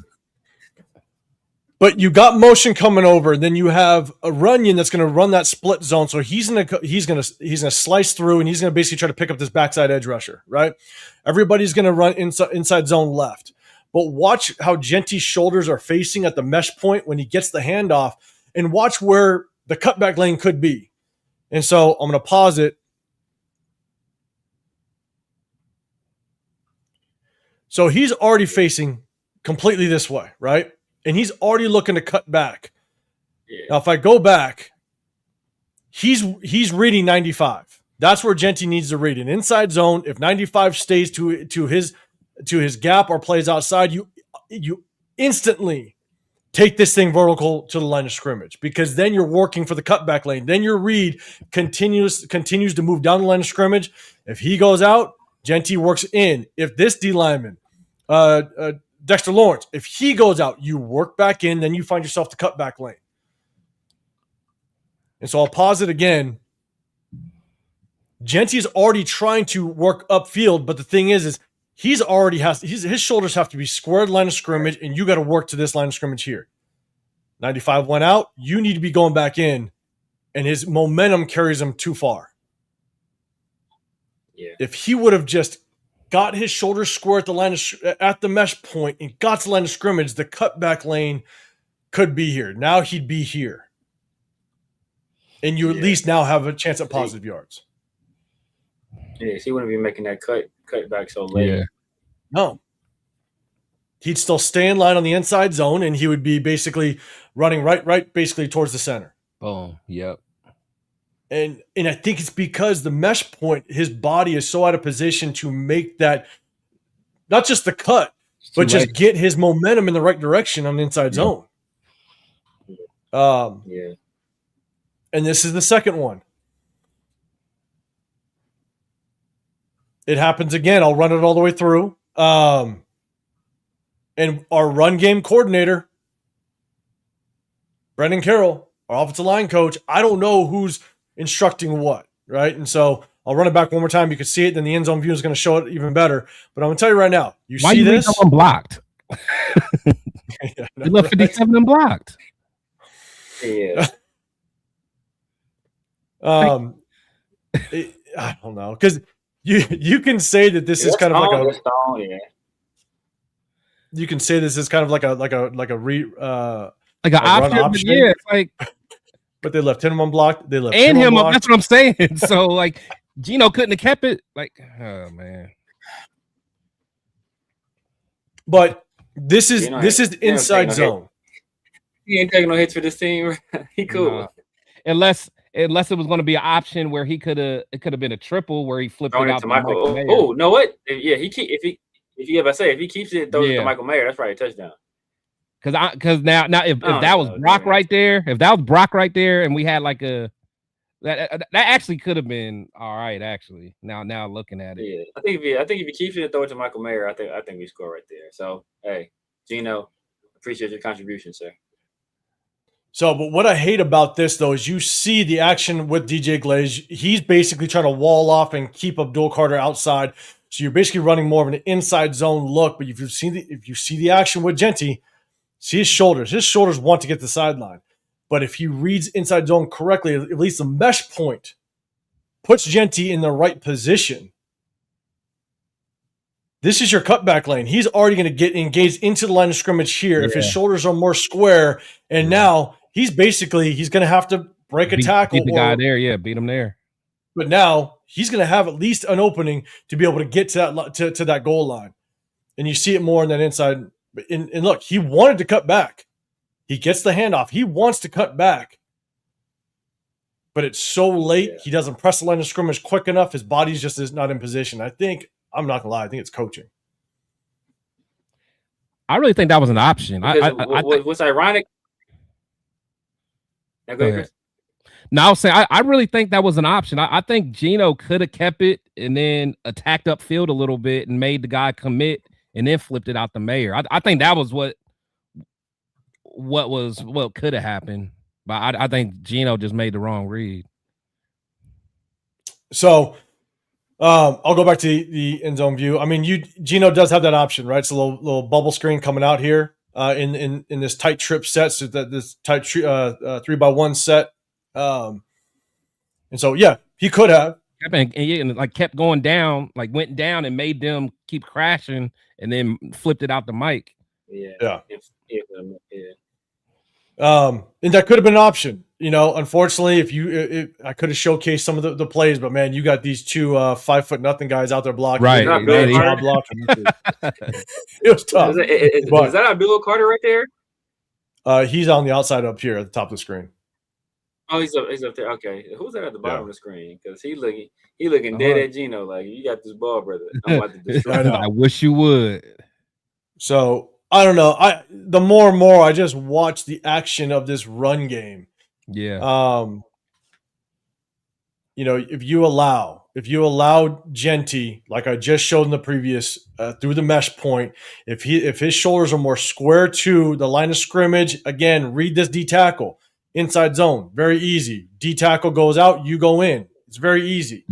You read it down the line of scrimmage, but because Genty's shoulders are east and west as opposed to north and south, bro, you're going right behind Mafi. That's it. Yeah. So, Genty saw it. He wanted to get to that cutback lane, but his momentum took him to the sideline way too far, and it's just not there. So, look. We've seen it quite a bit this season. To change direction. That's the thing. Like, it takes him way too long to make the change of direction. But what's ironic is that his big run against the Texans, he was also slow on the cutback, but it actually worked to his advantage because they over pursued, and so they left a wide open lane to his left, and he was able to take advantage of them over pursuing. And then he broke a tackle as well. So, like in that situation, him being slow to read it actually, led to a big play. But, when you're in these tight spaces and these tight quarters, like, you gotta read that thing quick, and you gotta hit that hole and get positive yardage. I think he's still used to that. He's still doing that Le'Veon Bell. Yeah, but I think the initial start of the mesh point just puts him completely out of position to be able to make that read instantly, because that action through the mesh point tells me it's almost like the offensive line is running inside zone, and the connection between Geno and Genti is outside zone. It's like you're trying. You have two different run schemes. You know what I'm saying? And so I don't know. Again, for myself, it points to Brendan Carroll. Brendan Carroll, you need to get your shit together. And we're at the last game of the season, so there's no more time to get your shit together.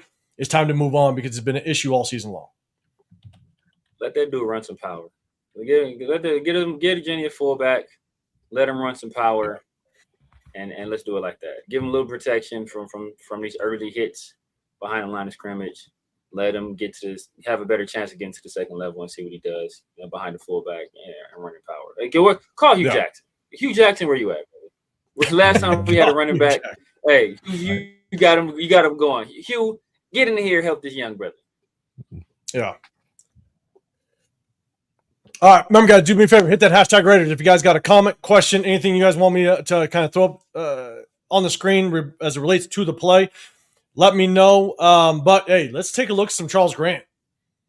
He got 6 plays. This is what I want to see. And we're going to take a look at some Charles Grant. So a little bit of a jumbo set. Charles, All right, brought in. Munoz Grant. Anthony Munoz is great. Anthony Munoz is crazy. Munoz. You got Charles Grant down here. Again, little unbalanced line with double tight ends down here, but bringing Charles Grant as a third tight end. So you got basically a little bit of a jumbo set. And we'll watch it. It's a little bit of a run play. Charles Grant didn't look too bad. Now, as the last 5 plays, this was more in the middle of the game. The last 5 plays, they basically got him in garbage time. But we're going to talk about just Charles Grant moving forward and what maybe everybody should expect going into the KC game. But Charles Grant, right here, a little bit of run action. Well, watch him. I got the end zone view as well. Okay. Right, and okay. Look at him. Right, Look at him. William and Mary wrestling All-American. All right. Look at him right here. Man. All right. But they're putting in work. Where the anchor? Okay. Where the anchor down and get a little afterwards. A little after the play. I don't know what sideline we're on, to be honest. I don't know if we're on the near sideline down here on the field side or the boundary side. I don't know what sideline we're on. Okay. I if it pans back, I might try to look at it. But I'll tell you right now, Charles Grant does a damn good job. Yeah. And then it looks like he's looking at that sideline. And he's like, this is what the fuck I do. Talking. Motherfuckers. Talking. This is what the fuck I do. I'll be real. Jenny had a nice little run on that play too. Yeah, this was one of Jenny's better runs. But I mean, okay. What I see from Charles and from Genti. I give it up when it's deserved. All right, CG. Put this on a highlight reel. Exactly. Exactly. I'll take it. Again, it's all about his body positioning. He's able to not only engage, he controls them right here. He's controlling. He's got his shoulder pads. He's controlling, and then he starts to work his body. He works his hips, everything around. He been working out with Deuce Gruden, baby. Yeah, getting his strength up, baby. Yeah, you letting him know. And you talking. So I'll take that for a tackle. He's like he's put together. Like, well, he ain't like he ain't no sloppy tackle. He ain't out there looking like what's my man Anthony? What's Anthony Brown? Andrew, who? And dude from the Bengals. Let me talk about Andrew. Oh my goodness. Orlando Brown. Yeah. All right, so yes, this is the running garbage time. But again, get an idea of being able to look at Charles Grant. He's on the left-hand side, left tackle. This is the garbage time. Everybody's in prevent. I think there's less than 2 minutes left in the game. And so, but take a look at Charles Grant at the top of the screen. I got the end zone view as well. Okay. Working him. Okay. Working him. Trips over Mafi just a little bit, but worked him down the field. Yeah, I'll take it. He's right here. He's right here, Charles Grant. He's good positioning. Right, he literally took him all the way to the 50. He took him downfield 20 yards. All right. I love the initial step. William and Mary in the house. William and Mary in the house. William and Mary, let's go. See, but I love the initial step because he basically is able to get actual square up on number 94. I think the number is. But a lot of times, Lyman will kind of take that false step with the outside foot to kind of get momentum over. But his first step, he gets over with the correct foot to get positioning. And as he engages, he continues to work his hips around. I'll take it. And he just drives them. I know you guys have heard me say it before. Is once you lock on control, run them. And look at that. He runs them. Yes, sir. I'll take the garbage time. All pro. Yeah, garbage time, all pro, baby. All pro, baby. What y'all know about it? Charles Lane Johnson Grant. Charles Lane Johnson. Severe just got a list of the best tackles in front of him. He just doesn't keep ripping them off, man. They're rattling them off. Oh, man. Hey, man, I appreciate you gifting some memberships, brother. I appreciate you. Popping up in here as well, man. It's good seeing you in here. I appreciate it. Also, shout out to everybody if you guys did. I did a members only live at the tailgate. If I go in the stadium, which I think I'm going to, I might do a members only live in the stadium this weekend as well, kind of walking in. I know that the service inside the stadium is a little shoddy, so I don't know how it'll work out, but I think it might actually, I might try to pull that off, is do a little bit of a members only live in the stadium, man. But I appreciate you giving us some memberships, man. Appreciate it. Yeah. Severe's got the list in front of him. That's great. All right. A little bit of run action again. Charles Grant. We got about 3 more plays. Charles Grant. He's here at the top of the screen. We'll just take a look at him. A little bit of run action. Okay. Which controls him. I'll take it. Oh, yeah. I saw that. I saw that play live. This is the most disrespectful play I've ever seen in my life.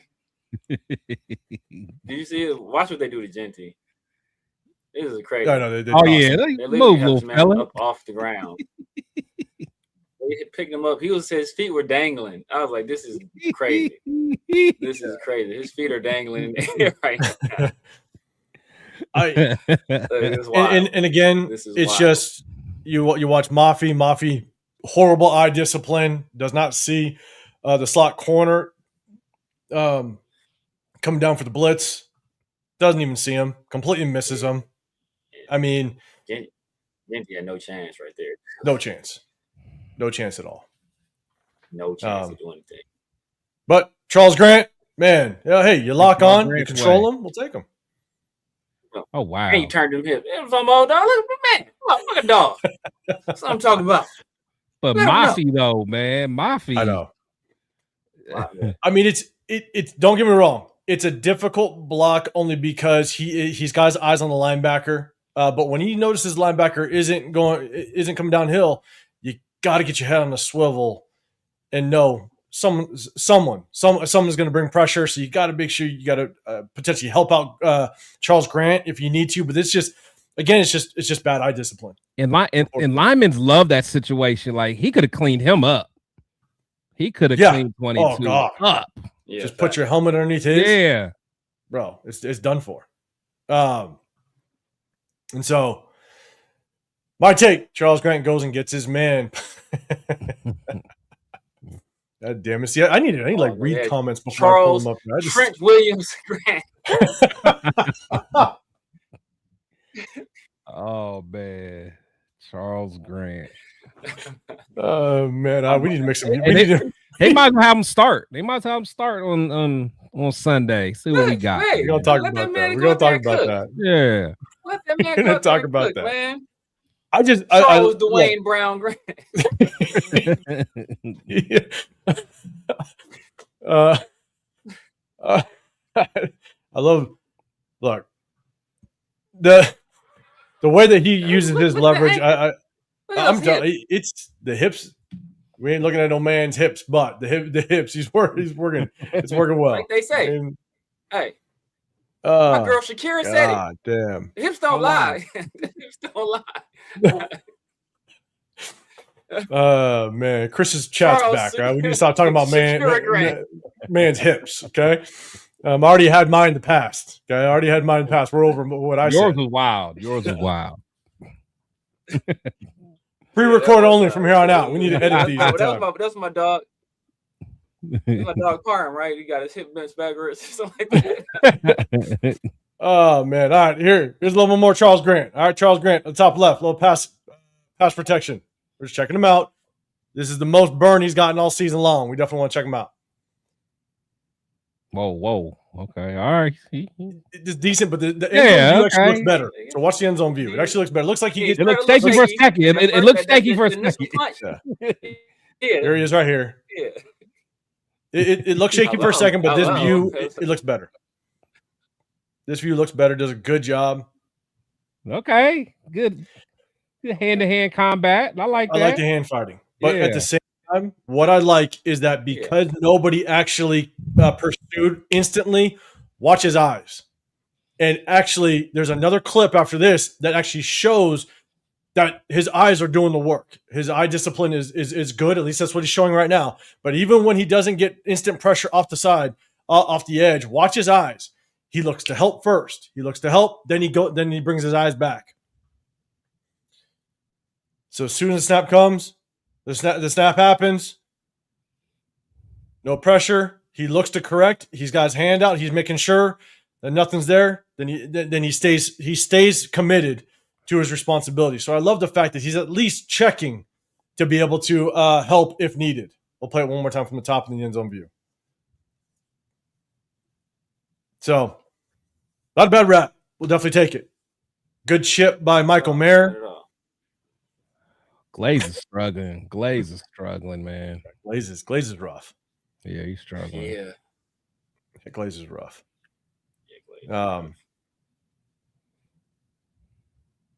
We'll run through again because of the good chip by Michael Mayer. It definitely helped Grant. Check to help, but he stayed honest to his side, which is good. And then, but Chris, like you were saying, good hand fight, right? Mm. This is what I love. This is what I saw with him. Just basically being violent with the hands, being really good at slapping the initial hand punch of the edge rusher, and then be able to maintain and get his hands on him. Yeah, the end zone view does a really good job. Right here, Charles Grant. Yeah, man, look at that set. That's good technique. I like that. I like that. Bad. Oh my God. I like Charles that. Joe Thomas Grant. Come on, baby. I see you. Not Joe. I don't know if I can pause it, but as soon as he reached with that hand, he tried to swipe. He swiped that initial left hand down, and then bang, punched with the outside hand and controlled the near shoulder. It's actually pretty damn good. That is. Yep. Pretty damn good. You reach, I teach. I teach. I like it, man. Shout out to MJ. Got it. Damn it. It's. I like it. As soon as I saw it, I was like, God damn it, Severe's gonna have a field day with this one. But let's keep in mind now. Let's keep in mind Grant didn't only play 4 plays now. It's not a big body of work, but hey, I want to see the redacted plays. I want to see what this is all of his snaps. Yeah, I want to see what this is all of his snaps. This all his snaps. This is all of his snaps. Yeah, I don't know. Yeah. This is all of his snaps. We got one more. What's shaded black? What's shaded black? You ain't showing everything 805. This is all of his snaps, and this is the last one. Some respect. This is the last one. Okay. And we got this one, and all right, Severe. As soon as I saw it, you got him up here. We saw it a lot last season. It was one of the things that I hated about Dylan Parham, because Dylan Parham has horrible eye discipline, buries his head too much, does not understand how to kind of take on the pick stunts with the tackles and the defensive ends. Last year, Jordan Meredith did a really good job with it. That's one of the things that I loved about Jordan Meredith is good eye discipline. Was extremely good at picking up the stunts in front of him. Watch Charles Grant right here. And the end zone view shows it even better. Okay. All right. My dog. We're about to hear another offensive tackle reference. Eddie. All right. So a little pick stunt action. Actually, I believe this time it's when it's so the edge rusher's going to come down and basically try to pick off our guard. I think Mafi's this side. All right. Yeah. Charles Grant steps down with them, but doesn't overcommit. 91 tries to loop around, and Caleb and Charles Grant is just ready for him. I'm still here. Really good eye discipline. Good feet. Step down with them, let them go, and then be prepared for something coming back. It's actually pretty damn good. All right. Not bad. Charles Jason Peters Grant. Talk about, man. Let them know. They tried to deny you your opportunity. It's not bad. I'll give it to him. So I think, all right, that was the last one for Charles Grant. We only have just a few more. All right, we have just a few more, but that is the wild place to stop this video. That is so wild. My bad.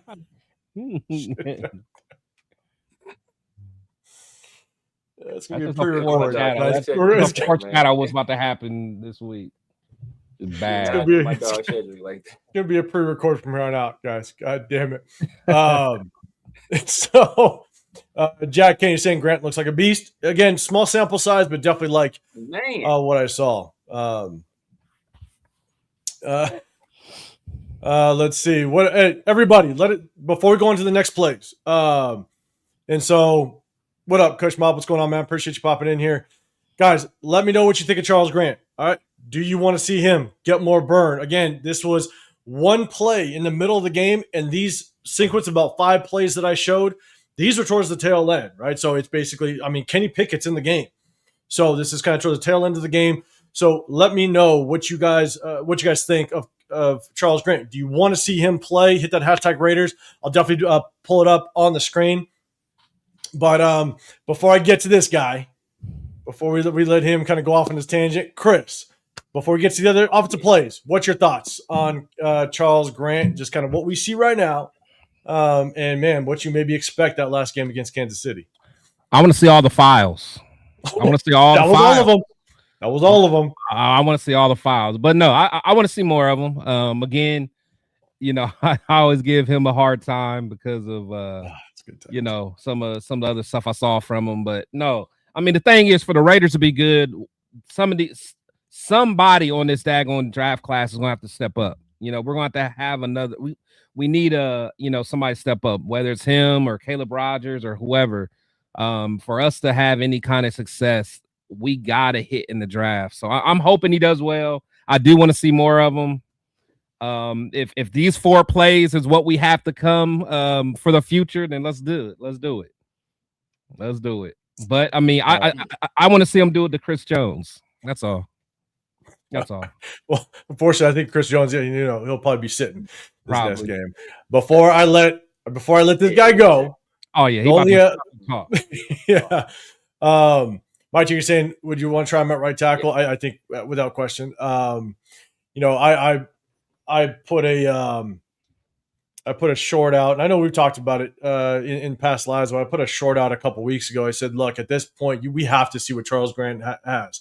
Stone Forsythe, we know what he is. He's on a 1-year contract. He's not going to be with us next year. As long as Pete Carroll's gone, he ain't going to be here. He ain't going to be nowhere. He ain't going to be nowhere. Exactly. And so it's like, I want to see what Charles Grant has to, what he can do, and not just a single sample size, right? I want to know for at least 2, possibly 3 games, what can this guy do? We got to know what he can do. How do we address it in the offseason? And it's a perfect situation to do it, given the fact that there's no pressure on him to make a key block that might get us into the playoffs, anything like that. Like, you literally just prep him and say, look, this is going to be a learning experience. If you make mistakes, that's fine. Get in the game, make the mistakes now so we can build on it in the offseason.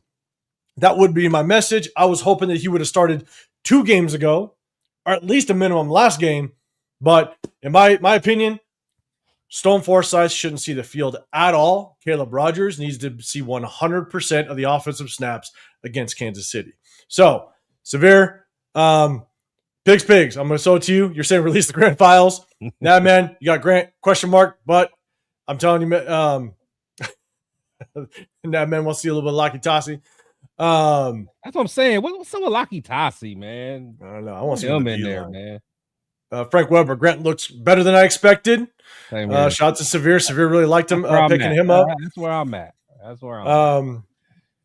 JR, you're saying you see us grabbing some linebackers this draft or free agency. Let's do this. Once we kind of get to this game film, we're going to take some questions. So definitely tap in with that. But I think we definitely need some linebackers at any point. So we'll definitely tap into that question. So, all right, just got a couple some comments in there, man. We appreciate it, everybody. If you have an answer, let us know. Do you want to see more Charles Grant? Let us know in the comments. Severe, you got the floor. What's your thoughts on your boy Charles Grant? I told you so. Give us "I told you so" speech. Other times when you have the vision and you see what others can't see. And for most people, that comes once in a lifetime. And for Severe, that comes once every year, baby. I told y'all about Diablo. You didn't hear me. And now look at him in Atlanta, balling, killing. Told you about Travion. Y'all didn't hear me. Told you about T-Mac. Told you about Charles. Orlando Pace Grant. Future superstar left tackle William and Mary, baby. With the 6, he wearing a number I shouldn't even like. And I still gave him his proper. That is an ugly number. Look at this young man. Look at this young man. Look at this young man out there balling. Showing all the haters wrong. They're wrong. Chris let one play on one horribly made highlight tape. And it was a bad play. I don't know why they included it on the highlight tape. I don't know why they put that on a highlight tape. I don't know why they did it. But it biased you against my guy. Oh my God! You came in with bias and hate in your heart. Now I'm asking you, release that hating in your heart and embrace this young man. Charles, 805. Ken Grant, baby. I want you to clip all of the Grant plays next week. All of them. All 63 offensive plays we're gonna do. All 3 highlighted him. We're gonna watch him the way we watch Tyree. Clip all of them. Clip him. You seen it. You seen this man. He's looking at the sideline. Y'all some haters. Oh man, this is great. This is good stuff. Look, he had more good plays in a 5-minute span than Tyree has had all year. No, that's a good point. All year. That's a good point.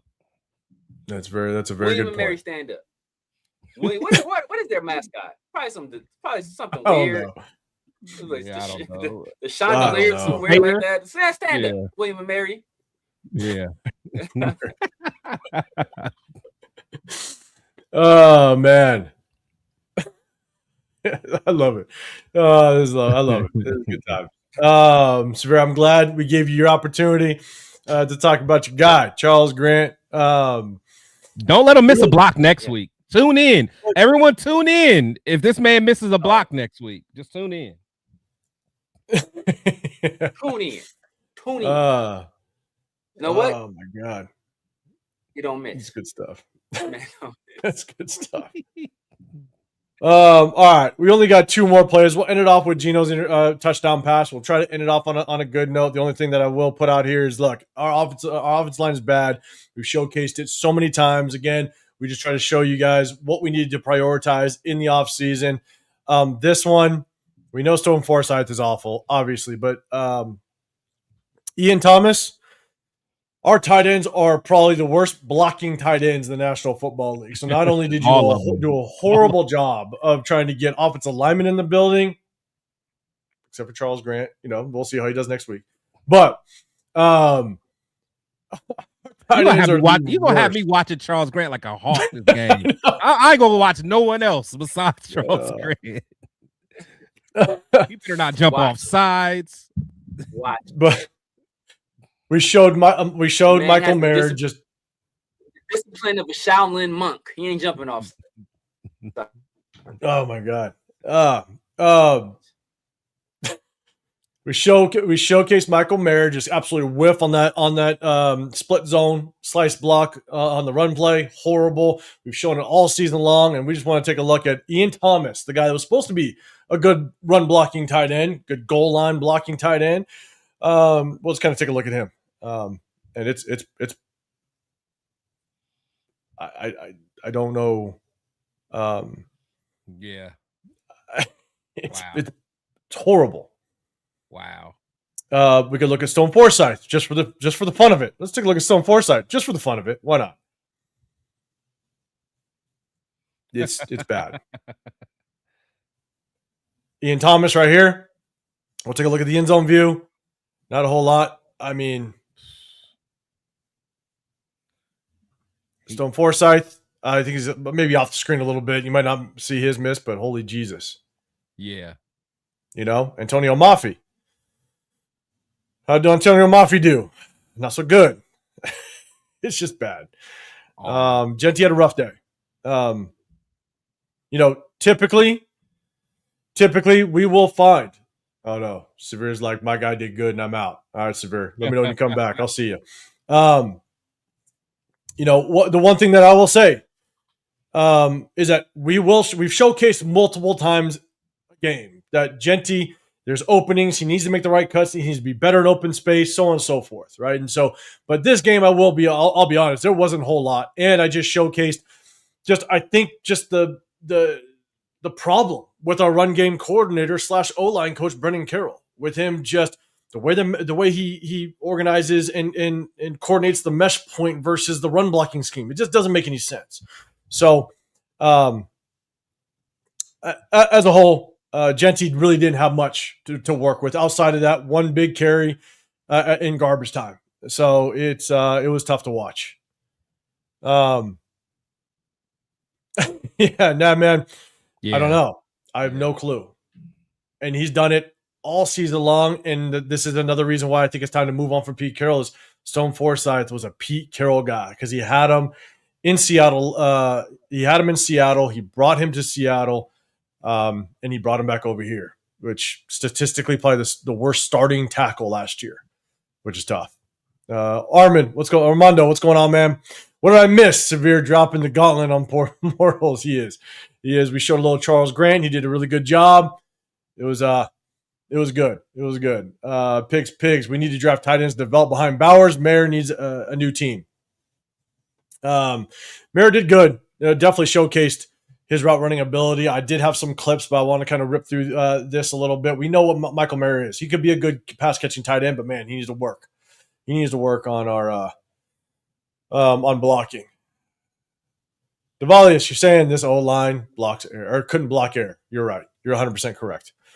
All right, Geno's touchdown. Severe, where are you at? We're gonna have Severe get back here. All right, I'll see you when you get backstage. I'll see you and we'll pop you back in. Charles Christian, Darshaw Grant, Jesus Christ. All right, Geno Smith touchdown. One of the reasons why I love it is because, man, when I was an offensive coordinator for only about 6 years of my coaching, the 20 years that I coached it, I was an offensive coordinator for 6 years, and I loved this route.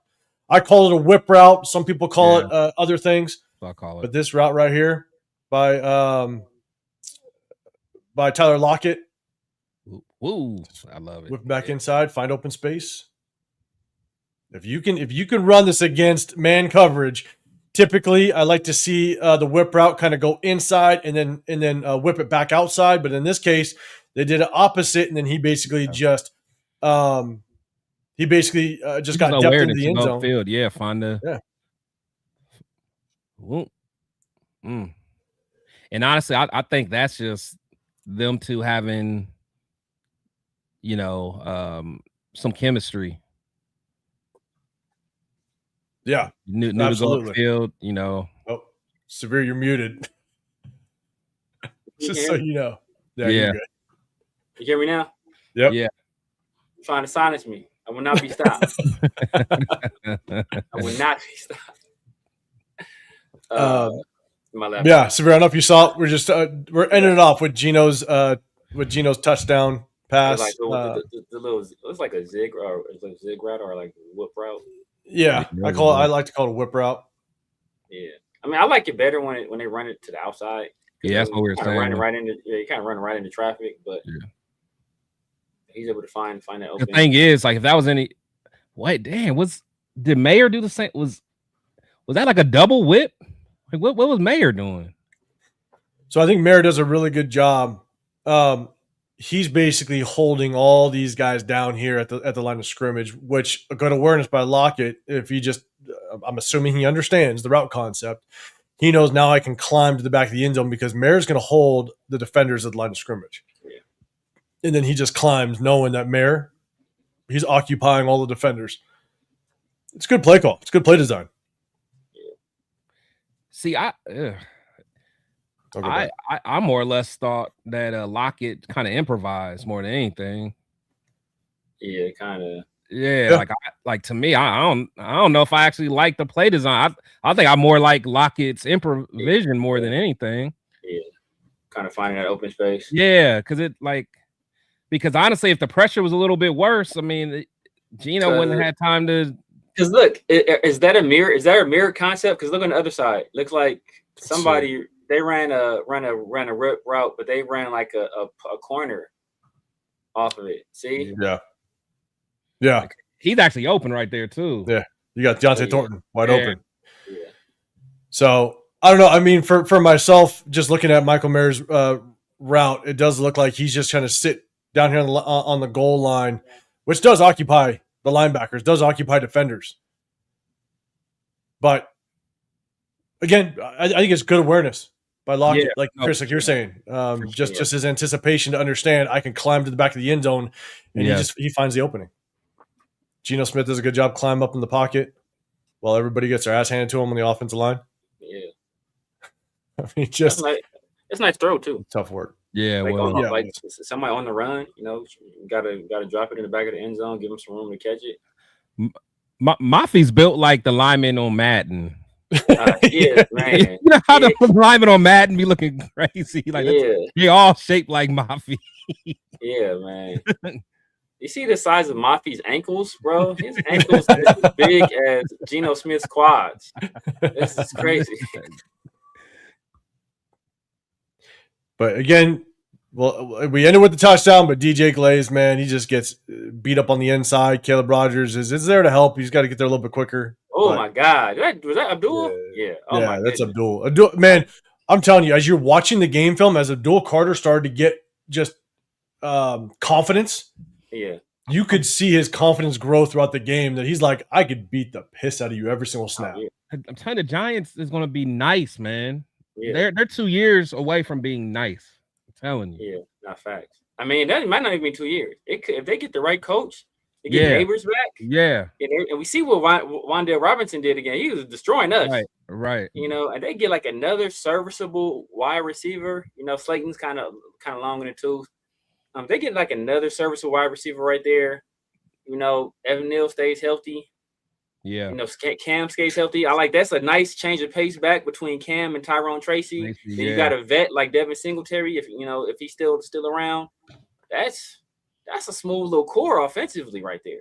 And then the defensive line. I don't know what they're gonna do with Thibodeau. Because you got 4 guys with Abdul, Thibodeau, Dexter, and Brian Burns. But hey, that's a man. Yeah, they got the makings of something smooth right there. They do. Yeah, Nab, man, if you do that on your show, guys, make sure you guys go check out Nab, man. He goes live throughout the week. You're saying I need to do a chopping block show. Who is out, no matter what, and what money we get back. It's good to know. We're not out. Of course we don't. You know we're not out though. Don't we, folks? Don't we, folks? Here we go. Kevin Lurker, he's got a robot body. I only know that because my kids play that goddamn game. That's funny as shit. Man, Roblox is wild. Yeah. So, all right, one last time. Just look at how horrible our O-line play is. And then we're going to end it off. We're going to just take a couple questions and rock out with you guys for just a quick moment. Glazed. Man, this is one of the worst games I've seen from Glaze, man. I know. Wild. Sheesh. We're going to go back up to the big screen. All right. Let me show this boy in. Guys, let us know what your thoughts. We just kind of broke down the game film. Didn't want to show a whole lot, obviously. Like, we just take a look at players we want to bring back. We had to showcase some Charles Grant. Shout out to our guy, Severe. And so we do this every Wednesday. So double tap that screen. Definitely. Now, I knew that there were some questions that were thrown out there previously. But, one thing I do want to ask. And chat, let us know. What's your thoughts? What do you want to do? We obviously have the number one draft pick as it stands right now. What are your thoughts? What do you want to do? But I want to give my guy Chris an opportunity. And I'm kind of springing this on you, so just let me know your thoughts. But man, give me your thoughts on Max Crosby. We shut him down. He's got to have it. They're saying that he's got to have minor surgery on that knee. Obviously, he wasn't happy about it, but everybody's kind of speculating. Is it time to move on from Max? Are they about to, field some phone calls? What's your thoughts on the whole Max situation as it stands right now? Chat, let us know as well, and I'll definitely bring it up. Yeah, I love Max, man. I love Max as a player. I love him as a competitor. He's a great Raider, at the end of the day. But I mean, I'm at the point where, just looking at this team, and just seeing what our defense has been with Max. I think, only one time since Max has been on our team has our defense been better than 24th in the league. So I'm at the point, man, trade Max. And I know a lot of Raider Nation, is against that. It's not going to feel good, at the end of the day. But, Max's trade value is at the highest it's probably going to be. At this point, it's not going to get any higher, especially because Max, he keeps getting these knick-knack injuries. He's having to get surgery at the end of, his second year in a row. He's ending the season with a surgery. He's not getting no younger. I love Max, but if you can get 2 and some more picks for him, 2 first rounds and maybe something else, I think you got to do it. We got to be able to build this team. We need a quarterback. Everyone knows that. I love what, like what the Browns did in the draft. I love what the Texans did a few years ago. We got, Max, we're not 1 or 2 players away. We need to really build this foundation. So as much as I love Max, some team would benefit greatly, because they're just one play, one game changer away from really going to the Super Bowl. Let them give up their future, which they're probably willing to do. And, let's use these draft picks and get our young quarterback some weapons, our young quarterback some protection. We saw what this offensive line can do. Besides Charles Grant, we don't got too much up front. But seriously, I honestly, it's I love Max, but I think it's time to see what we can get for him. Yeah, for myself, and Sorrell, we'll throw it over to you. Now, being saying until we get a coaching situation, it's hard to give an educated guess. I think that's kind of where I'm at. I want to know what our head coaching situation kind of looks like. Now, if you can trade Max away, like if we are in a full, I think we all know we're in a full rebuild, and you got to go all in on a rebuild. If you're going to do it, right, go all in. All in. And it's time to kind of hit that full reset button, because if you're in a full rebuild, the likelihood that you're going to get to a point where Max is going to show the full benefit is maybe 3 years, and is 3 years going to be the same Max? Right. And that's the hard part, is to just try to figure out what value are you truly going to get out of him if it's a true 3, maybe even a 4-year rebuild? And so it's taking that stance. But I definitely want to see what the head coach's situation is. The only thing I will say is if we do trade him away, I'd love to see us trade him away to a team to that we know we can get at least a top 10 draft pick moving forward. Like if the Jets, because the Jets, I think they got rid of Hassan Reddick, right? Yeah. I don't know what edge rushers they got over there, but I know they got a shit ton of draft capital.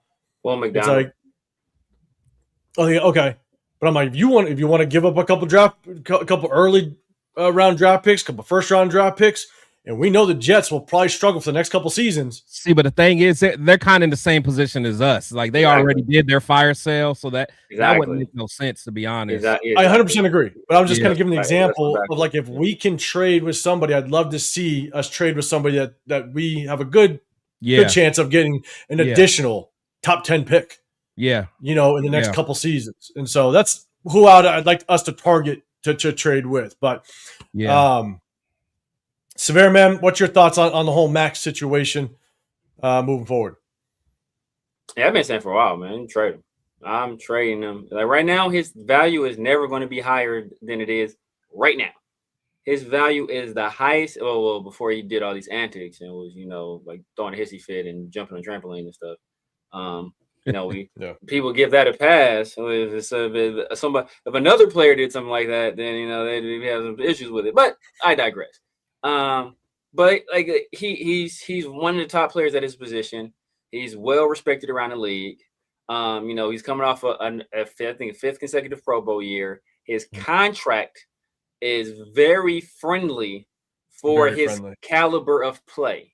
And that's and I think it's a few years left on it too. So that's where you get the guy. So that's where you can get a team like, see, we want a team that we think is going to be top 10. Like a team that's going to likely be in a top 10 position. They're not isn't going to want to trade for a guy like Max because it doesn't align unless you catch a team like slipping. That's like, that they just had an off year. Like, I'm trying to think like Atlanta will be a team, for example. Right. But obviously their pick is already going. Or to Cleveland, you know what? Someone like Cleveland might, because they got an extra pick and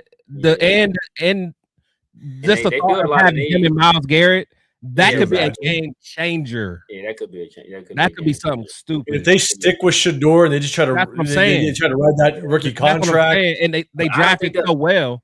I don't think they'll be picking the top 10. If they do that, they ain't picking top 10. Like, no, they're not gonna be picking the top 10. No, that's true. So, that's true. Unless you get the pick like this year, unless you do it this offseason, get the picks this year. Yeah. Well, you know what? Because they got. Oh wait, no. Who they trade with? Oh, they traded with the Jaguars. Yeah, they traded with Jaguars. And the Jaguars. Jaguars. So. Yeah, Jaguars. Yeah, exactly. So see, the Jaguars. Yeah, they balling without the guy they traded. Without the guy they traded for. So we know who. Well, they got one of the guys they traded for, but we'll leave that for another day. But yeah, it's like I'm looking at team. I'm looking at realistically, the Cowboys. You replace. They obviously they were able to get Quentin Williams over there. And they got the guy from my guy from Kenny Clark. So they got Quentin Williams and Kenny Clark. Yeah. You feel me? And you replace a guy in Michael Parsons who was going to want stupid money. Yeah. You're paying a guy like Max, okay money. And I think Max is from Texas, I believe. Yeah, he's originally from there. Yeah. But he's originally from Texas. Yeah. So you get him back there. You get an impact guy off the edge with Kenny Clark and Quentin Williams in the middle. You're not going to be able to double team Max out there. Exactly. You're not going to be able to. Exactly. Yeah. So, and you already basically said off. Now, obviously, their pick probably isn't going to, fall. But you know what? They're in the NFC, or they're in the NFC East, right? Yeah. So, but look, if we're expecting the Eagles to do what they're doing, still, you're expecting to jump from the Giants, and then you're hoping that the Commanders take a step forward after these injuries so they could possibly be last in their division or third in their division, right? This is what you're hoping in that situation if everything falls right. So you can still get a pick, in the late teens maybe, and you double up, hey, and they got 2, right? They have 2. So that's the situation I'm doing right there, and then you can essentially control the draft. And if you don't fall in love with either one of these quarterbacks, whether it be for right now it's just Mendoza, but if Moore comes out, if you don't fall in love with Moore either, you do a trade back. You can essentially control the entire first round this year. Yeah. So, and really just revamp. You got that many picks and just really just do it. You could really do a flip and change this thing around with one draft. Almost like kind of like what the Texans did when they were able to get CJ Stroud and Will Anderson. Exactly. I think that Kamara last year or that same draft too, if I recall correctly. No, that was last year. Kamara last year was last year. Mm-hmm. So now you're saying, damn, Max, hard to say. My thing, Max wants to roll hot on a rebuild. I'm about it. However, he wants to win today. Not going to happen. We owe him, Max, a chance to win either way. And I'm going to kind of respond off of that also to Brimblood, because you're saying, damn, if I want to see Max to another hellhole, shake my head. Max deserves better than the Jets and the Browns.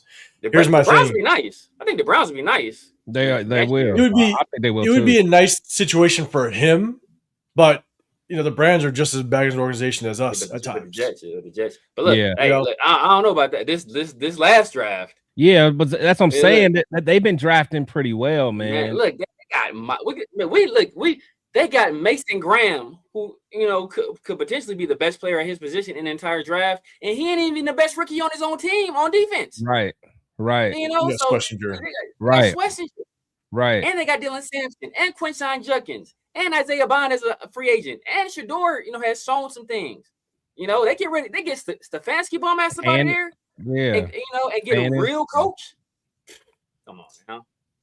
So, but here's the thing: is yes, I understand. Like, would it be nice of the Raiders to let Max or trade Max to somewhere that he has a chance to win? It'd be nice. But if you're going to trade Max, I'm all about the Raiders. I'm all about the Raiders in the position that we put ourselves in. Yeah. At the end of the day, it's a business, and that's how it's treated. And yes, would it be nice if he went somewhere that helped him win because of just the years he's dedicated? Of course. But at the end of the day, I want what's best for the Raiders. Point blank, period. So that's just kind of my take. And I ain't worried about Max coming back, man. We got Charles, Tristan Wirfs, Grant out there. What Max gonna do against that? We need to get to the KC game real quick. We got the prototype. I left. The prototype. that KC game can't come quick enough now. I know. I cannot wait, man. God, dog, that game better hurry. I'm about to call Charles. Look, Charles. It's a lot riding on the game, brother. Right? Right. Needs to get plenty of rest.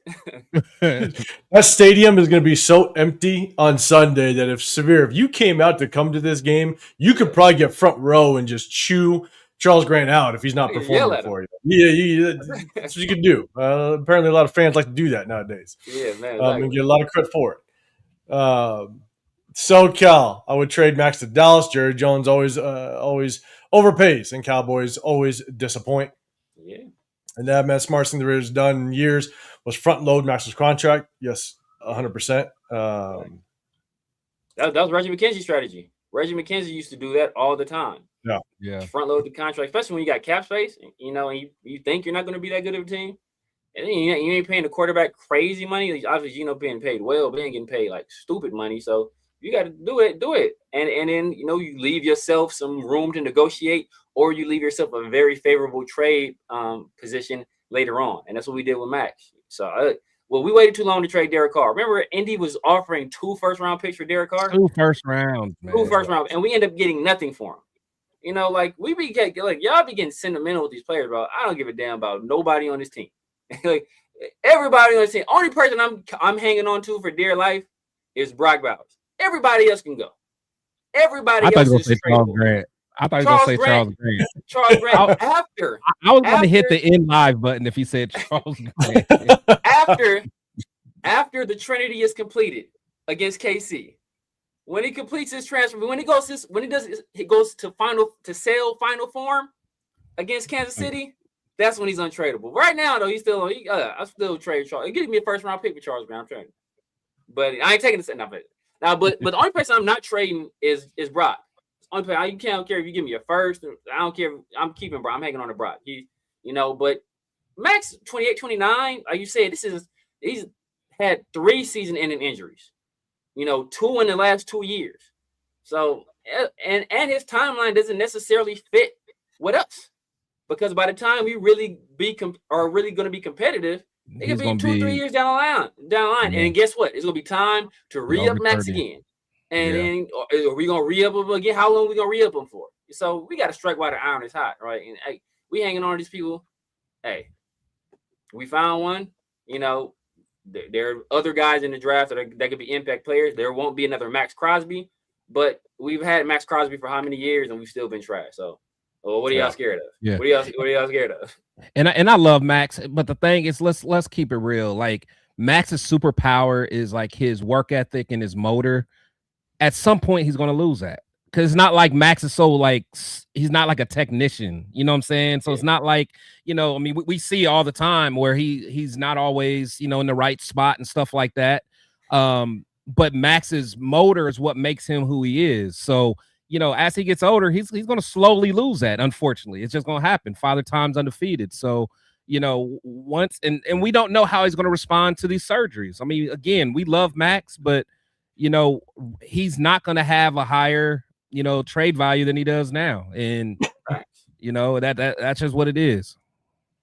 Yeah. Jack, real quick, you said, would you trade Raiders #1 pick for Mike Tomlin? I would not. No, I would not. So you get it for free. No, right, that's what I'm going to say. Not Tomlin. Not Tomlin. Maybe McVay or somebody. Yeah. Oh, you know? McVay. Oh, yeah. For sure, bro. Yeah. I'm trading Max and look, hey, Charles Grant. I don't know. I don't know about that. Hey, you asking too much, 805. No. You trying to give them another Orlando Pace? Ain't happening. They stole him from us last time, right? Yeah, that's what we did. Didn't we trade up to number 2 to get Orlando Pace? And then the Rams traded in front of us and took him. Ain't that what happened, right? And then I think that might have happened. Yeah. And then we had to take Darryl Russell. Yeah, but I'm not doing As a matter of fact, no, Charles Grant is ours. You can keep Sean McVay. You can keep, you know, LA. What's it? LA Knight? Is that the wrestler that everybody say you look like? LA Knight. Oh yeah. Sean McVay. Yeah. Oh my God, you guys are wild. Kevin Lurk, you said, yeah, you did. You left your opinion on the short that I dropped. You said, I'm just going to see if we bounce Pete first. And is there a plan? Like, is Brendan out? Man, God, Pete Carroll's got to go, and his 2 sons got to go. Jesus. So, God, what was that? Sapir, I think. He needs to play more on the defense. I think you're talking about Max, maybe. Easy. Detroit, Chicago, and Dallas should trade for Max. Let's see. Young DB, this ain't Madden. Take your first quarterback and build around him. We'll see what's kind of happens with the quarterback or with the head coaching situation. Exactly. You gotta love these quarterbacks, though. Like, you can't, right. That's what I'm saying. Exactly. This isn't Madden. You can get away with not having a line in Madden. Exactly. You can't in real life. Nah. And if you don't love the quarterback, man, you can't take a guy just because he's that. That's what we did with Genty. Well, we need a running back. You come here, like, nah. And look at us now. Yeah, justifying every week why he's mid. Like we can't do that with quarterback. You know, we have to get a guy that we believe is our guy. That's a franchise-changing guy. And if we're not on the same page and we don't think he's the guy to lead us, you don't take him. You don't take him. I'm with you. Rest for Chris. Hey, I'm gonna hit you up. We're gonna do something Saturday, but hey, I'm gonna be watching Ticketmaster. If something drops, yeah, I'm gonna get into that stadium. We're gonna get in that stadium, and again, just probably stand around the torch, have a good time, the cheapest ticket possible, just to kind of get in that stadium. It's gonna be fun, man. But I'll hit you up with all the details. Tony, you're saying trade the first round pick to the New York Jets, get Dante Moore, then trade 3 first-round picks for Myles Garrett next to help Crosby. Now that is, first of all, that is Madden. Yeah, matter of fact, Madden ain't even doing that. Madden ain't doing that. And Madden, because where are we going to trade? Like, where are you thinking we're going to get Dante Moore at? Like, because Dante Moore, on a lot of people's boards, he's the number 1 quarterback. Yeah. So if you think we're going to trade back and somehow he's going to magically be there, I don't see that happening.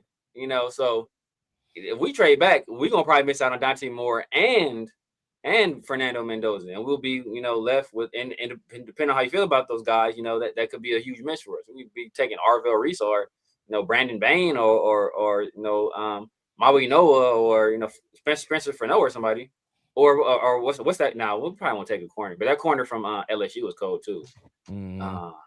forget his name. Dang, the corner from LSU is dog.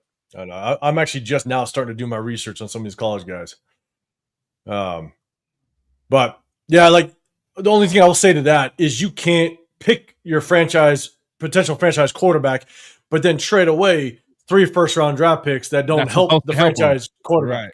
You know what I'm saying? Right. So like that'd be tough. Like you got to build around that quarterback with help of the offensive line, receiver room, stuff like that, to where like you got to help build that foundation.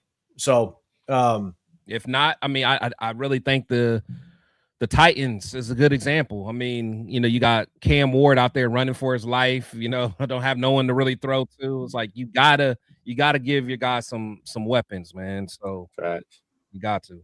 Yeah. What up, Dixon? What's going on, man? Appreciate you popping up in here. Man, throwing a super chat out there. I appreciate you. You said, fellas, we all agree Max is the face of the Shield. I would not like trading him unless it's to a contender, hopefully in the NFC, not the AFC at all. I'll just say this. I know a lot of people still really want us to send Max off the right way if we do trade him and send him to a contender because everything he put into just, you know, being a Raider. But I'll be real. Just in my opinion, if we want to trade him, I'm looking for the best value possible. The best value. Exactly. Yeah. Because once he's gone, he's gone. And I'll be honest, you know, there's nothing else to kind of really worry about him. Hopefully we don't. You know, the one place I would not want to trade him to, obviously, is to any divisional rival. You know what I'm saying? But, you know, once he's gone, I just hope the Raiders get the best out of that deal. And if it's to a potential contender, then shit, more power to him. Then it all worked out and everything's great. And I'd be happy for him. But I definitely want to trade. To me, only a contender would want him, I would think, at this point. You know, I mean, because again, if you're rebuilding again, like I said, like the Jets and all them, no. But you know, those teams that are like those playoff teams are right on the cusp of being in a playoff, like in a bubble. Those are going to be the only teams that I could see really wanting him. Yeah, because they'd have to. Because again, I think there's a really good chance that they're giving up, you know, possibly 2 first-rounders. Because Severe, to your point, and you know, something that I posted a video on honestly the day that we made the trade and the details came out was that contract is so team friendly. Right. That you could get 2 first-rounders. Yeah. You know, and so that would be wild. Yeah. He's still basically in his prime.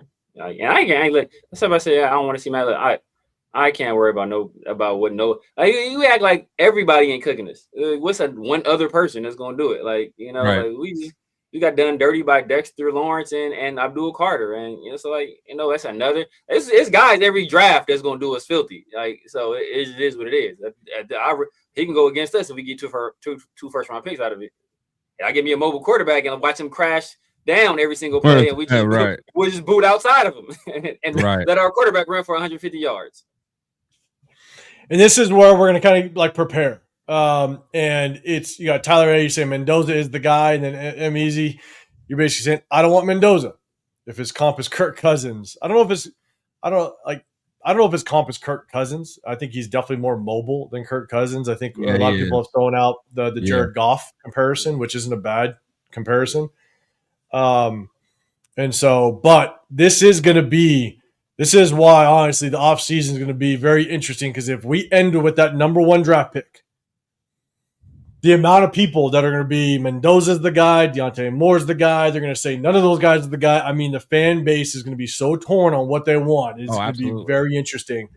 I would just hope that people would also fully understand that you pick a quarterback, number 1, number 2, even a Heisman Trophy quarterback like Mendoza, history tells you it doesn't always work out. Yeah. And you really got to do your homework. And it's also about how you build around that quarterback. There's so many things that determine the success of a quarterback that is out of the hands of the actual quarterback themselves. And so do you have the right offensive coordinator? Do you have the right weapons around you? Do you have the right foundation? Do you have the right quarterback coach? Like, there's so many things that determine the success of the quarterback, and a lot of it is out of the hands of the quarterback. So I hope a lot of people will kind of calm if you don't get Mendoza, then the first round's a waste. You know, like let's really do our homework, and we're definitely going to break down the quarterbacks in the offseason and just try to give you our perspective, our take, but also give you the opportunity to come in here and give us your opinion as well. But man, the chat, the Raider fan base, it's going to go wild with who everybody wants, and I see a lot of entertaining arguments moving forward. I'm not going to lie. Let's see. Yeah, nah, man. If you're talking to me, you know how to say that. Pigs. Only team he goes to is Lions. Obviously, with his connections to Detroit. Obviously, I think people are kind of trying to put that together. Chris, do you think Max? That might be a stopping point for Max. Yeah, no, because I definitely think Max embodies the mindset and mentality of their coach. So I think Dan Campbell would be a guy that would pull the trigger on getting Max, because I think Dan believes that they're only a player or two away from really being in the mix again. So yeah, I think that'd be a good spot for him, honestly. And to be honest, Max would be the type that if it's for the right team, he'd probably be willing to restructure his deal or whatever it has to do to make it work, and make it make sense on both ends. So I wouldn't mind seeing him at the Lions. And real quick, Chris is saying somewhere, could it be a landing spot for the Ravens? I don't know enough details about that, but Severe, any thoughts on him going to the Ravens? I mean, I wouldn't hate that. It depends on, because see right now the Ravens, they're kind of in flux. You hear stuff about Lamar. You hear about stuff Lamar and and John Harbaugh. Yeah, people. Yeah. Like they're missing the playoffs this year. But Detroit the same way. Detroit about to miss playoffs this year too. So like obviously I don't think they Dan Campbell's not in any trouble. But how good is Jared Goff without Sean McVay or Ben Johnson? Like that's an open question right there. So like I don't think he had a bad year, but obviously the Lions struggled. So but look, best offer. Whoever got the best offer. I don't give a damn who it is. Whoever got the best offer. That's not in the division. That's the only caveat I will make. Not in the division. But other than that, I'm taking the best offer on the table. Yeah, and Houston from LA, you're saying Max ain't going nowhere, fellas. And this is where I just kind of reiterate and kind of go back to, it's like, you got to understand, this is a business. I thought Khalil Mack was untouchable. Yeah. I thought there was no way between when Gruden came in, and I was like, okay, you're going to move on from at least two of these three guys. You got Derek Carr, Amari Cooper, Khalil Mack. I thought for sure Amari Cooper was the one on the chopping block. Get rid of him, get him out the building. That's fine. You can't sign all these guys to long-term contracts. I thought Mack was untouchable. Yeah. And he exited the building. In the state that we're in, with this organization, I think there's no way anybody can say like Max ain't going nowhere and try to make that a fact. That'd be wild to even say at this point. Yeah. You guys agree or disagree, Chris? No, yeah, no, I'm with you 1,000%. And I think, a lot of people get upset when we're talking about trading Max because they think about the Khalil Mack thing. But you got to think, man, if John Gruden would have handled those picks correctly, getting rid of Mack and Cooper could have been a franchise altering era for us. Change. You know what I'm saying? Like if you don't use those on, Abrams and what Leatherwood or what's his name? Arnett. Ohio State. Arnett, I forgot what everyone, but we literally just dropped the ball on having those 5 first-round picks in those 2 years. So we just got to figure out if we did it again, who's going to be using those draft picks. That's what matters. That's what matters. Now, would I necessarily want Spy Tech with all those draft picks? I don't know. So yeah, I don't know either. Sphere, any thoughts? Any thoughts on that? I mean, look, I'm gonna reiterate what I said. Whoever got the best offer, whoever has the best offer, I'm taking it. I am taking it because y'all want to hold on to Max Crosby to do what? To go 2-13 again? What are we doing with him? What are we doing? People are like, man, what's funny? What's funny is that people are like, man, look, we got to trade Max to a contender, but they want to keep him here. Right. What? What are you doing? If you trade him, we gonna trade him. But other than that, I'm bro, we ain't contending for a damn thing. But the number one overall, we've been in contention for the number one overall pick for like 7 weeks. So right. it's like he just sitting here withering away. I'm gonna flip an asset and turn that into something better if possible. And if we don't, we don't. But I'm gonna take that chance because we see what we are with him here, and it's not a good team. So I'm gonna get as much as I can for him and hit the reset button on our franchise because right now he's not super old, but he's in his prime, going toward the tail end of his prime. I'm gonna flip that reset and get a young, cheaper guy that ain't even in his prime yet that we can develop and hope to turn into an extremely impactful player somewhere down the line. Yeah, and real quick, now, man, you said I think the comp for Mendoza, which I hate for college quarterbacks, is more closely to Josh Allen. Josh Allen Hines from the Jaguars? I don't know how people say that. Bro, who told you? Yeah. Whoever told you Josh Allen was his comp, go slap them dead in their face right now. Yeah. Go slap them dead because they're insulting your intelligence. Yeah. He doesn't have the athleticism. He doesn't have the arm. He doesn't have the build. He doesn't move like him. Mm-hmm. He does nothing. Literally, the only two things, he ain't even white. He's Cuban. So they don't have nothing in common. They have nothing in common. Literally. Besides, like they played football in California because Mendoza went to Cal. That's the only thing they have in common. And Josh Allen is from California. Other than that, nothing in common. Like, that's not the comp for him at all. Like I said, he does not have those elite traits. He's the safest pick in his draft. That's what he is. He's very safe. He's gonna be a good player. Oh yeah, Mendoza is a nice quarterback. He won't be a bust. You won't be looking at it like, why did you take him? Or that was a mistake. He's Alex Smithish.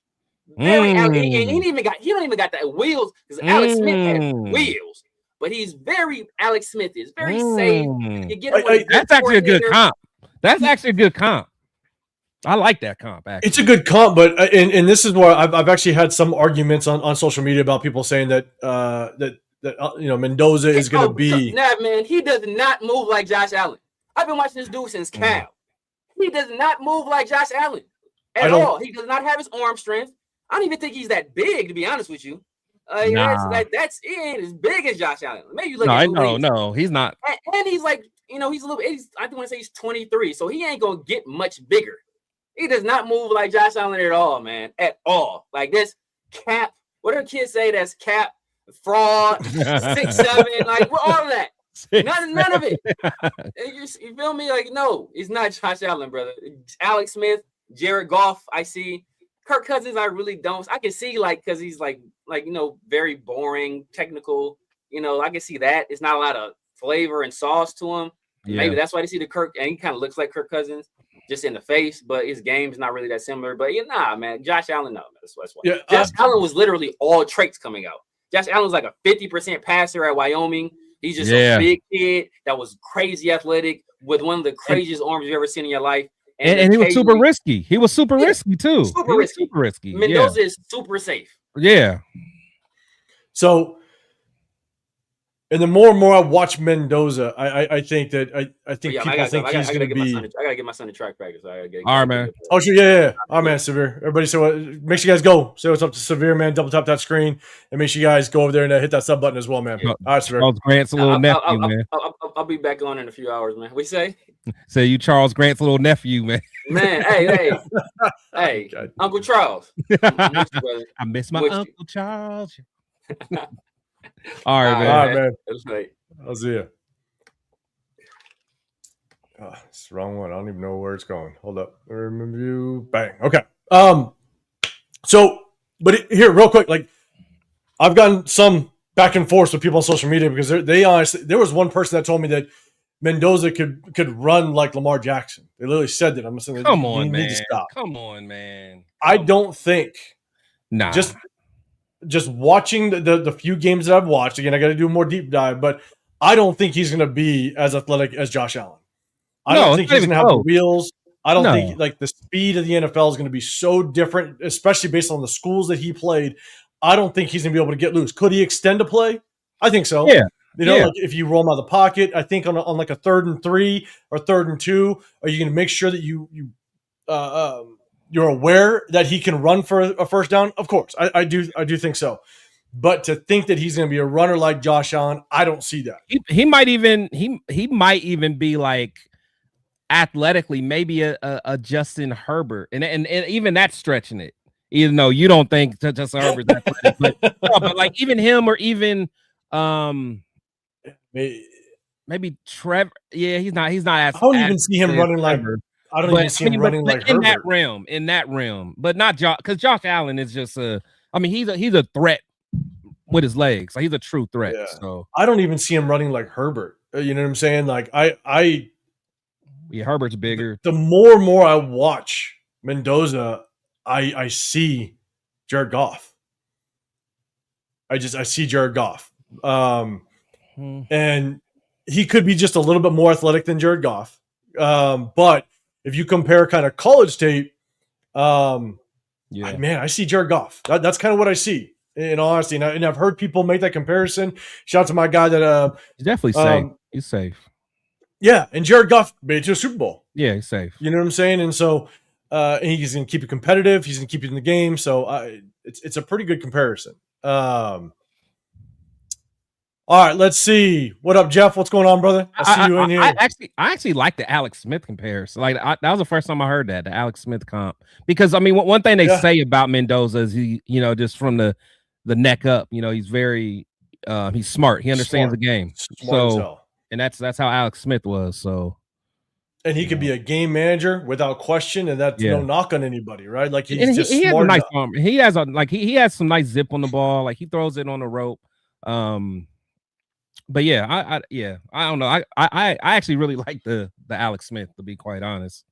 Yeah, no, it's good. I mean, I gotta go back and watch more of Alex Smith. But I mean, just the game manager, the way that he can navigate a football game without question. Because Mendoza, you're not going to question Mendoza's smarts. Like, he's a very high IQ, intelligent kid playing the game. And so, but yeah, what up, Jeff? Man, you're saying time to move on from Max. You've been saying it for a while. I know you've been saying it for a while, man. Appreciate you popping in here. And so, Chiaya, I think hopefully I'm pronouncing it right. I'm done with Max after the post. After you posted those videos, it did rub people the wrong way. Chris, real quick, what was your thoughts on? It didn't bother me, man. You know me. It didn't bother me. Stuff like that don't bother me. I to be honest, I'm he can do what he wants. People get a little butthurt about how players react to certain things, and I'm not tripping on that at all. It was just one of those things. Like, hey, I'm not as injured as they try to make it seem. I'm pissed off. I want to play. I want to be out there with my guys. So, I'm not mad about it. Yeah, that man's kind of saying Josh wasn't Josh until he came to the NFL. Which, yeah, I think Josh is going to develop. Or what we saw with Josh's development in the NFL, man, he became thick. I just don't see Mendoza kind of getting into that same build as a Josh Allen. So I don't. That's just me. Let's see. And yeah, Picks, you're right. Josh Allen, when he was younger, was trying to run through linebackers, and he still kind of is. That's gonna be an interesting. Dynamic. Just see how Mendoza develops in the NFL. C. Gabe throwing a super chat out there, man. I appreciate it. You're saying going to the game. If the Raiders are about to hit a game winner, I'm running on the field in my birthday suit and taking the football for the nation. Hey, man. C. Gabe, let me know real quick when you're going to be in town. We're going to do something on Saturday. Leo's coming into town. There's a bunch of people that I think coming in for the final game. Let me know when you get into town. I'll let you know the details. I'll probably do a live maybe on Saturday. Or not Saturday, probably on Friday. And tap in for that. I'll also do a bunch of shorts as well, just kind of announcing some of the stuff that we're going to be doing. So let me know. Let me know if you're in town. We're going to dial in the location, and we'll just kind of do a kind of a get together on Saturday. So let me know when you're in town. If not, we'll definitely be at the tailgate, and I think there's a good chance I'm going to the game. So let me know, brother. I appreciate the super chat. Now, I mean, you're saying Josh Allen sucked in his first year. He did, like all rookies. Yeah. All young rookies, man. It's tough. Megalodon in the bill. What's going on, man? We need quarterback, O-line, receiver, one. We do. Frank Weber, Alex Smith was severely underrated. Please pardon the He was good enough. You know what I'm saying? He was good enough to really keep you in the game. So I mean, but he wasn't underrated coming out of college though. You know, people thought he was the next up. Yeah, number one. You know. Let's see. And I mean, you're saying I said I hate comps. Period. I know it's hard to do comps. I'm with you. It's really hard to kind of put those together because you just never know how they're going to develop. And I said it a lot. It's also dependent, like, where do they go? They could look really good in college, but then all of a sudden they go to a team that just does not develop them at all. Oh yeah. I made the comparison. If Tom Brady went to the Cleveland Browns, he wouldn't be Tom Brady today. Oh yeah. You know, so that's what makes it really difficult. It's tough. So, Jeff, you got another one? Appreciate you with the super chat, man. Fans get married to players, and it's time to divorce from the crap. Yeah, we do without question. Yeah, man. I said in terms of comps of how they played in college and the translation to the NFL, then how they played again, then how they played again. Hate college comps to the NFL. I agree with you 100%. And Jeff, let everybody know if you guys are going live today. I think it's a Tuesday. We're only going live Tuesday because obviously tomorrow is New Year's Eve. So let everybody know if you're going live Tuesday. Rosetown, if I were taking Mendoza with the first pick or we're trading back. So Chris, let me ask you real quick. If we got the first pick, what are your thoughts? Like, what do you want the Raiders to do potentially? Like, what is going through your mind right now? Obviously, a lot of people talking Mendoza, trade back, Deontay Moore. Give us kind of what your initial thought is right now of what you'd want to do with that first pick if we got it. Yeah, to be honest, man, I still want to see these quarterbacks play, you know, under the big lights. I want to see how this playoffs kind of unfolds. But I can't lie, man. It's not like I'm super in love with either quarterback, man, to the point. Like, I hate that we're going to have the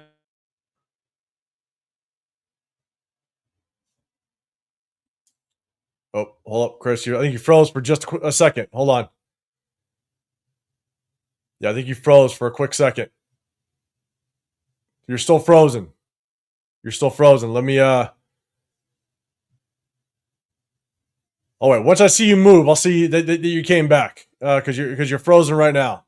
If you want to log out, come back in. Let me know. But you're frozen. Let's see. C. Gabe, you said you'll be in town Friday. You'll be in town Friday evening and Saturday morning till Monday or Tuesday, visiting the parents in Henderson. Cool, man. Awesome. Cool. I think Chris, you are. Hold on.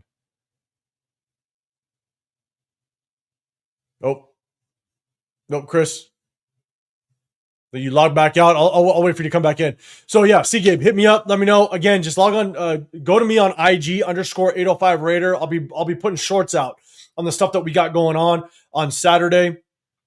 It'll probably be around noon start time. Go till about maybe 3 or 4 o'clock roughly. So let me know. Hit me up on IG again _805 Raider. But then I'll probably go live on Friday and just kind of give you some details as we've kind of finalized it. So anybody else that's going to be around the area, we're going to be rocking out, doing something on Saturday, but we're also going to be doing something, or we'll be at the tailgate as well. So, man, definitely hit me up. It'll be good. Jake, you're saying Raiders need to find their franchise quarterback next year? Yeah. Cool. Jeff, you're going live in about 40 minutes. Guys, make sure you tap into Jeff as well as Leo. I don't know if this is the show, but I know you guys do the connection show, I think, with Jay Raider as well as Nate, man. Guys, make sure you guys go show some Jeff and all those guys some love, man.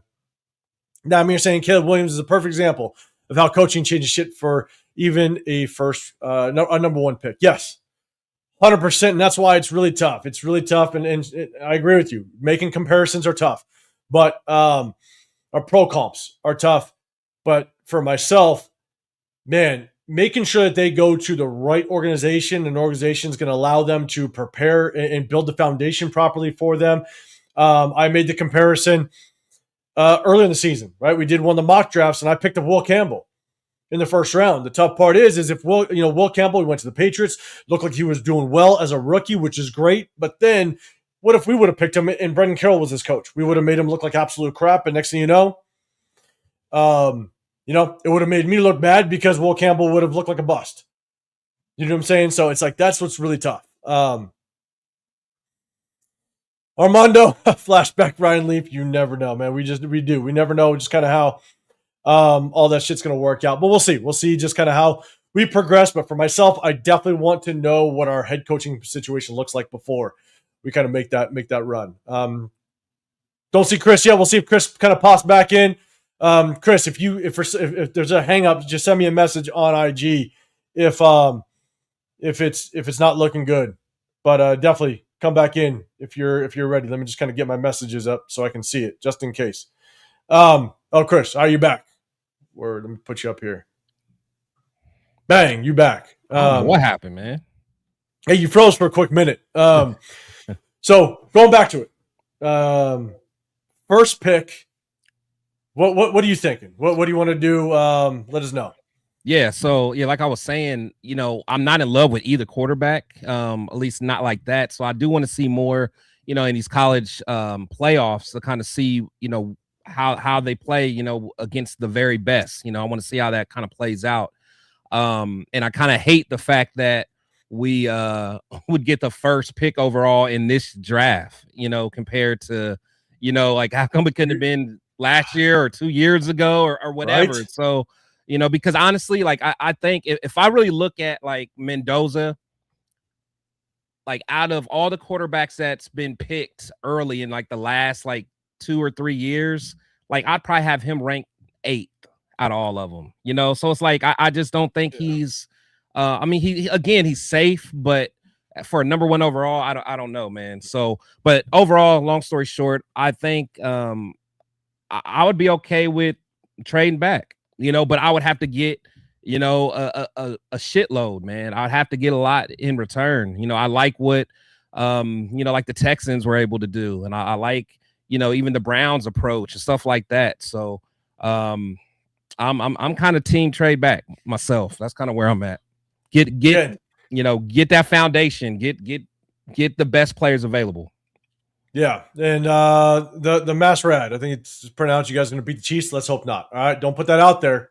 Don't put that out there in this chat. We need that number 1. We need to lock in that number 1. Shout out to my guy Ginslinger.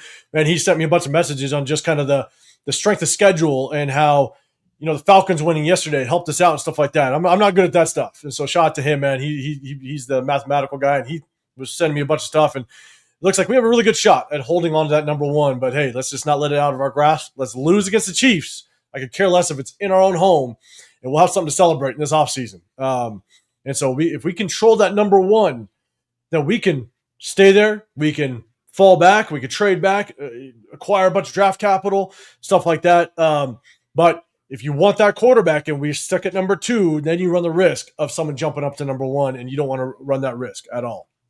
Yeah. So, Chris, for Raiders, what's going on, brother? Appreciate you popping in here. We've been on for a minute, so we're probably going to get out of here in just a second, but I want to say what's up. Make sure we kind of get everybody in here. Rosetown, let's get the right thing. Moving forward. Got to. And he's also following it up. He's saying Mendoza has it all. Man, hey, it's going to be a crazy discussion without question moving forward. And we're going to see just kind of how it works out. So, look, we broke down the game film, been on here for about 3 hours, man, guys. We jumped on a day early because of New Year's, so we appreciate everybody that's rocked out with us, man. Chris, it's good to see you back. Good to see you back popping in with us, man. We're going to do something this weekend, again, after that Chiefs game. We're going to have a little bit of fun, but also, guys, know that we're going to be out there. We're planning it out right now. Pittsburgh for the draft. We're going to have a little bit of fun. Baby. Let's hopefully we can get that number 1 and rock out. So, guys, we appreciate y'all. We appreciate the members. We appreciate the subscribers. We appreciate the super chats. Everybody. Chris, let everybody know what you got going on. And if are you still doing the show on the weekends with Dub? Yeah, we haven't done it for a while. Like I said, I've kind of been off the radar for a while, man. Just trying to while I was traveling, was on vacation and had some family things going on, just trying to get my mind right. But yeah, me and Dub gonna get back to doing what we do. And then of course, with you guys, every Wednesday and Sunday, breaking down film. I'm really excited about this offseason, man, because I think we got a lot to really break down. A lot of free agents we'll be able to break down, a lot of, guys on our team. You know, we've kind of talked about it, but you know, I'm really excited to break down our draft class. You know, a lot of people want to say different things about, you know, Genty or Betch, and like, let's really break it down and see what you know, what they really did. You know, the tape doesn't lie. So again, you guys can you know, catch me here with the War Room. Everyone, you know, definitely, again, everyone that's on X, you know, make sure you guys come over to YouTube, man, and check us out there, man. Protect the Shield podcast, you know, and my boy Real Talk Raider Nation, man. Check us out. Give us a you know, subscribe to us, and you know, give us a like. Yeah, man, Jeff, you're gonna be out there in Pittsburgh, man. It's gonna be fun. I think there's a couple other people that are trying to get over to Pittsburgh. Severe's obviously still in the building. Grant. Yeah, salute to Severe, man. Make sure you guys, if you guys aren't already already subscribed to him, man, make sure you subscribe to him. I know he does a Monday show now too, so you know. Yeah. Shout out to you, Jack. Appreciate you popping in here. Now, man, got to get that franchise quarterback if we can. The trenches can be addressed with all the cap space and free agency. If our new head coach wants that, we ain't done yet. Much to see. Hey, it's going to be exciting for this offseason for sure, man. The thing that bothers me is people always say that, like, we can't depend on free agency because, for one, we're going to have to overpay because guys are not going to necessarily want to come here. And plus, we've been trying to address the line in free agency the last 3 years, and that's how we end up with the Kappas of the world and the Andreas Pete and all that stuff. And who was your guy that the guy that you hated? Oh God, Cody Whitehair. Yeah, Whitehair. Like that's how we end up with guys like that, man. Like, let's go ahead and try to just draft some dogs, develop them, and you know, it's just saying we can get people in free agency is harder than what it's than what it sounds. 100% agree, because I've said this multiple times. It's like, it's really tough because in order for us to get the top end free agents, like they got to want to come here. They got to want to come. Exactly. If they're a top end free agent, if they're a top guy, then they're probably gonna have 4 or 5 other teams wanting them. And so why would they come over here? And I think that's another reason why we have to go on. We have to move on from Pete Carroll, because top end free agents want stability. They want to sign a 3 to 4 year contract. And they know there's a head coach that's not going to be here through their contract. So is the next regime going to want him? They might trade him away. Who knows, right? And so, but in the same breath, what I will say is, because of us picking Genty at number 6, and you want to give him every resource to be as good as possible, I'd overpay for an offensive lineman at this point. For the right guy, for a dog. Yeah, for a dog, yeah. And so, and I think that's where it's like, we can build it through free agency. You're not going to want to build everything through free agency, but you can get a piece through free agency. Yeah, a lot of people like that center Linderbaum out of the Ravens, you know, so, you know, could go overpay for him, go get him in the building, but then you also want to marry that with get somebody in the draft, right? You don't want to just build through free agency, but you can get a piece there. And I'd be okay at this point, overpay for an offensive lineman in free agency, get the best one possible, get them in here, and then still address it in the draft. Maybe you start getting depth pieces in the draft where you can now start to get some pieces that can replace a free agent or, you know, somebody else that's on at the end of their contract. So definitely ways that you could build it without question. Yeah, there's different ways, man. I mean, even like what the Patriots did. I mean, you know, they got two starting linemen on in this year's draft. You know, and that's going to be their foundation for the next decade and beyond, man. So it's like, come on, Severe. Oh, man. Severe will start doing some lives though, without question. So without question, it's gonna be fun. You guys got to tap into that because there'll be more shorts to come from that without question. Megalod, you're saying Linderbaum we can't overpay for him. We can as long as the Ravens don't go after him. You know what I'm saying? And so, but if I'm going to overpay for a position at this point, without question, I'm overpaying at the offensive line. So, he has to be one of the best in the league at the position. He has to be. And again, and I'm not giving up on JPJ, man. I'm not giving up. With him being a second round pick, I think, address it maybe on the other side.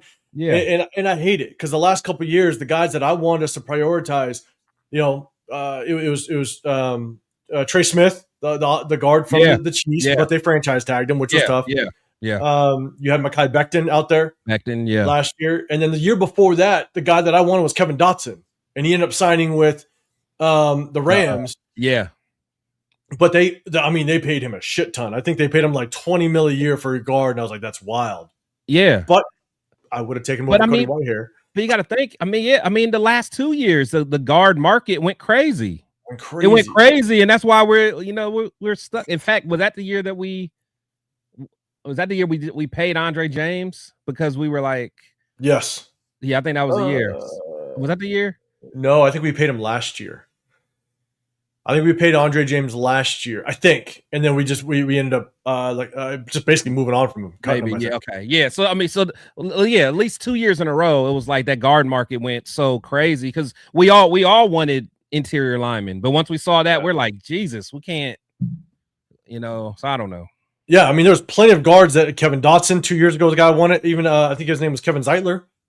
That ended up going to, I think he was with the Lions and ended up going to the Ravens. I forget which one, but Kevin Zeitler was a guy that wanted to bring in. That didn't work out, and so that is what ends up being tough. But we'll see just kind of how it kind of works out now, man. I do not know why the Ravens let Leonard Bond even be in discussion. What the fuck are they doing? Yeah, I don't think probably the best in the NFL. Especially with King Henry there, like they're always going to be a physical team. I'd be surprised if they let him go, honestly.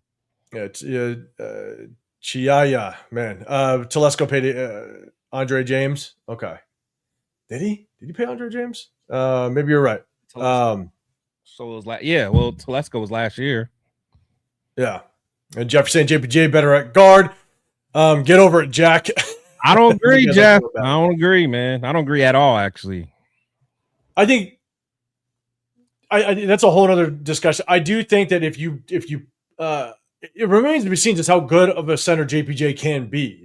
He didn't get enough burn at it to really understand and know what he could be. But if you take JPJ's mentality, just his Mauler mentality, and you take away the option of or the having to snap the ball, then get out, I think he could be a damn good guard, but it doesn't take away from he should. He could be a center. He should. I just, holy shit, man. I wish we could just get a better O-line coach in here and we can get a true evaluation of who these kids are. I say kids, sorry, players. Yeah. And so I think that's where it's tough is, God, we didn't need a good O-line coach in here. Pete Carroll needs to go. Point blank period. Damn it. Black Honey Money Jones, Crosby to Seattle. For a first and a third. Give us 2 first, and you can have them. You know what I'm saying? Raider Dez, what's going on, man? We're just about to pop out here. Look, appreciate everybody rocking in here. One thing I want to say, this is our last live until Sunday. I just want to say appreciate everybody that's rocked out with us all year long. I want to say if you guys are going out and having fun for New Year's, stay safe. Hopefully you guys have a good one. But I think I can say for Chris as well as Severe, man, we appreciate everybody that's rocked out to us for 2025, man. And 2026, we're going to be bringing you guys more game film, bringing you guys more breakdown of – we got one more with KC, but college prospects, free agent prospects. We're going to have a little bit of fun with it. If you guys do want to throw out suggestions, be a member of any of the channels, my channel, Chris's channel, Severe's channel. As long as you're a member, you can throw out suggestions. And we'll start doing the homework of breaking these guys down. And we'll put the list together, prioritize it. We're going to have a little bit of fun. So we're going to get out of here, man. We appreciate everybody, the members, appreciate the subscribers. We appreciate the super chats, everything. Again, if you guys are going out, have a safe, enjoyable New Year's and shit. We'll see you guys next year. We're out of here, Chris. We'll see you guys. Peace.